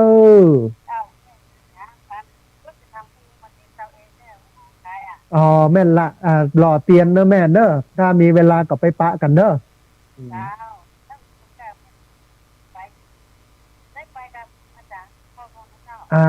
เอาความสะดวกเขาว่าเนาะแม่เนาะสาธุอนุโมทนาบุญเนอะเจริญพรแม่ลิบ้านห้วยทกบ้านโฮงละปูนเนาะท่านผู้ฟังเหลือเวลาแหมประมาณ10กว่านาทีเรียนเชิญเจริญพรที่เบอร์0641254122เบอร์0641254122พอดีมีสายก็มาสายหนึ่งเดี๋ยวฮับสายนี้ก่อนเพื่อจะว่าจะได้พ้องเจริญพรสาธุคุณโยมแนะนำตัวน้อยโยมฟังอยู่ทางใดโยมแม่ฟังทางใดสาธุใกล้หันพอดีสัญญาณชัดเนาะแม่เนาะโทรเข้ามาให้กำลังใจกันเนาะอย่างก็แม่ขึ้นก่อนเนาะนะน้องมาวันนั้นเอาขี้เหอะมาปาดเรียบร้อย แต่ตอนนี้ดีละโจกออกแล้วแม่ก็พอไปได้แต่ว่าช่วงนี้ยังบ่นองเตื้อแต่เข้าออกได้อยู่เนาะแม่เนาะอนุโมทนาบุญที่เป็นห่วงกันเนอะแม่เนอะสาธุเจริญพรน้ำนองมาแล้วท่านผู้ฟังวันก่อนนองมานักแล้วก็เอาขี้เหอะมาติดเต็มไปหมดแล้วก็สะพานพังนะฮะไอ้ถนนไม่ใช่สะพานมันพัดถนนพังเพราะน้ำมันข้ามสะพานมาได้เพราะขี้เหอะไปอึดมันก็เลยออกมาทางนอกนะฮะทีนี้ก็ถมปั๊บก็เสี่ยงไปเป็นหมื่นเหมือนกันเลยแบบนี้ใจได้อยู่นะฮะพอดีมีสายเข้ามาสายหนึ่งเดียวฮับสายนี้ก่อนเปิ้ลจะว่าจะได้พ้องเจริญพรสาธุสาธุแม่วันนี้เป็นได้พ้องสัญญาณชัดเจนก็แต่ช่วงท้ายของรายการนี่ดีนะแม่เนาะอนุโมทนาบุญกับแม่ที่ติดตามรับฟังเนอะได้แม่ได้มาปะกันเนอะแม่เนอะสาธุเจริญพรอนุโมทนาบุญกับแม่ที่จะมาร่วมทำบุญกันเวลาเลยครับ7 นาทีท่านผู้ฟัง โอ7 นาทีนี้ได้หลายสายเรียนเชิญเจริญพรที่เบอร์0641254122พอดีมีสายเข้ามาสายหนึ่งเดี๋ยวครับสายนี้ก่อนเพื่อจะว่าจะได้พร้อมเจริญพรโอ้เมืองน่านเนาะแม่เนาะโอ้สัญญาณเป็นได้พ่องที่น่านชัดเจนก่อนแม่โอ้ฝนตกพ่องอยู่เนาะถ้าจะได้ก็ต้องระมัดระวังเรื่องน้ำเนอะแม่เนอะเมืองน่านนี่เสี่ยงเรื่องน้ำท่วม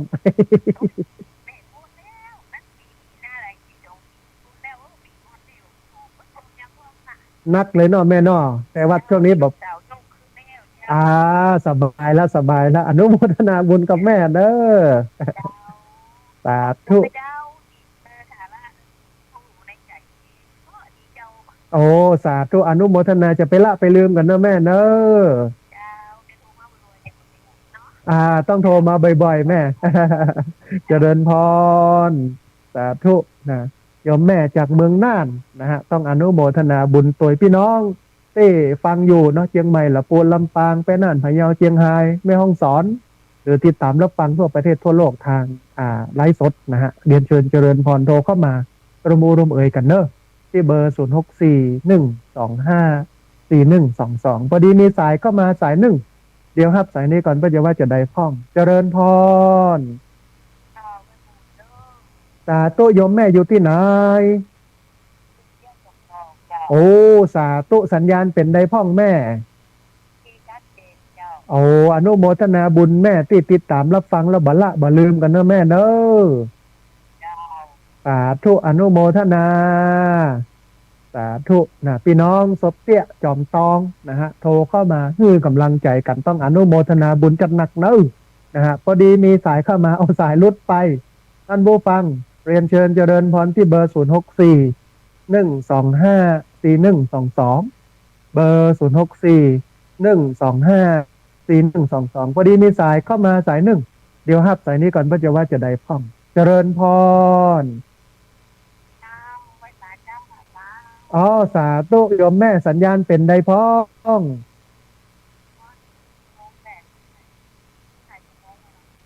แต่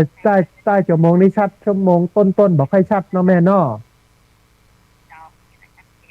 โอ้สาธุอนุโมทนาบุญกับแม่ที่โทรเข้ามาชื่อกำลังใจกันเนอะโยมแม่ฟังจากที่ไหนก็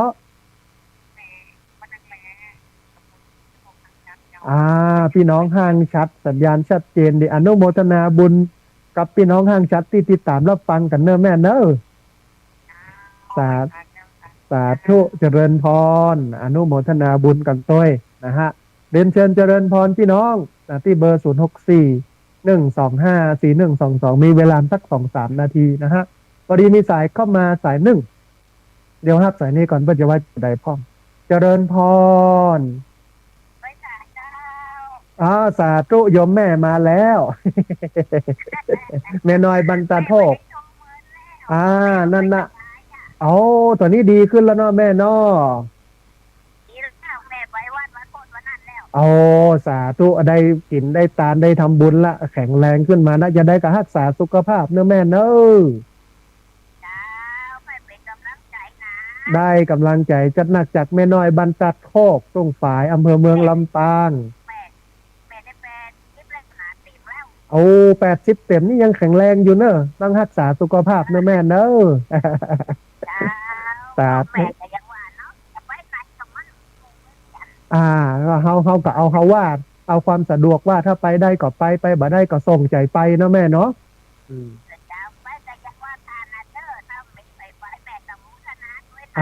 ส่งใจมาถ้ามีโอกาสมาก็มาถ้ามีโอกาสมาก็ส่งกำลังใจมาเนอะแม่เนอะก็ท่วมละวันนั้นตอนนี้ดีขึ้นแล้ว ปั๊บแล้ว มันธรรมดาเนาะอยู่อันท่วมนักอยู่แม่วันก่อนนะดินทะลุทะลวงออกไปนักหลายอยู่เสี่ยงหลายอยู่มาถมมาไถปั๊บมานะอย่างนั้นตอนนี้ดีละแม่เข้าออกได้สบายเข้าออกได้ละเนาะอย่างนั้นสาธุอนุโมทนาบุญเนอะสาธุเจริญพรโยมแม่อนุโมทนาสาธุนะแม่น้อยบรรตาโทก ตุ้งฝ่ายอำเภอเมืองลำปางเรือเวลา2 นาทีท่านผู้ฟังเรียนเชิญเจริญพรที่เบอร์0641254122เบอร์0641254122เอาละเดี๋ยวบอกเบอร์ไลน์ก่อนท่านผู้ฟังเตรียมจดนะแต่จะไปโทรมาเตือนนะเบอร์นี้นะบันทึกไว้ก่อนแล้วหลังจากที่จบรายการแล้วก็โทรเข้ามาเบอร์ไลน์เบอร์0848086223เบอร์0848086223อันนี้เบอร์ไลน์นะบ่ต้องโทรเข้ามาเบอร์นี้แต่จะโทรเข้ามาก็โทรเข้ามาได้ที่เบอร์0641254122เบอร์0641254122อันนี้เป็นเบอร์โทรเนาะส่วนเบอร์ไลน์ตะกี้เนี่ยอาตมาภาพใจออกรายการที่เบอร์0848086223นะฮะเอาละท่านผู้ฟังรายการธรรมาภิวัตน์วันนี้กระท่อนกระแท่นในเบื้องต้นและกระทำกลางและก็ดีในที่สุด ก็จบรายการลงเราจะปะกันทำไมเนอะทุกวันอังคารเวลา 5:00 จนถึง 7:00 แม่เจ้าแล้วก็วันเสาร์นะฮะในรายการเดียวกันคือรายการธรรมาภิวัตน์เวลา 8:00 ถึง 9:00 วันนี้อาตมาภาพพระสาธิตธีระปัญโยผู้ดำเนินรายการธรรมาภิวัตน์อันเป็นรายการวิทยุเพื่อการเผยแผ่พระพุทธศาสนาส่งเสริมการศึกษาและพัฒนาสังคมต้องเอารายการนี้จากลาท่านผู้ฟังทั้งหลายไปก่อนกราบขอบพระคุณครูบาอาจารย์พระเถรานุเถระครูบาสังฆะที่เคารพอย่างสูงทุกรูปอนุโมทนาบุญกับญาติโยมที่ติดตามรับฟังที่โทรเข้ามาร่วมอุร่วมเอ่ยกันแล้วก็ที่ตั้งใจโทรเข้ามาแล้วก็บัติดได้รับสายต้องขอสุมาอภัยนะฮะวันหน้าวันเสาร์หน้าวันอังคารหน้าก็โทรเข้ามากันใหม่วันนี้สัพพะพุทธานุภาเวนะด้วยเดชะอนุภาพของพระพุทธเจ้าสัพพะธรรมานุภาเวนะด้วยเดชะอนุภาพของพระธรรมเจ้าสัพพะสังฆานุภาเวนะด้วยเดชะอนุภาพของพระสังฆเจ้าศรัทธาสุทธิพระวันตุเตขอความสุขความเจริญในธรรมจงบังเกิดมีแด่บรรดาศรัทธาสาธุชนทุกคนทุกท่านตลอดกาลเป็นนิจเทินเจริญพร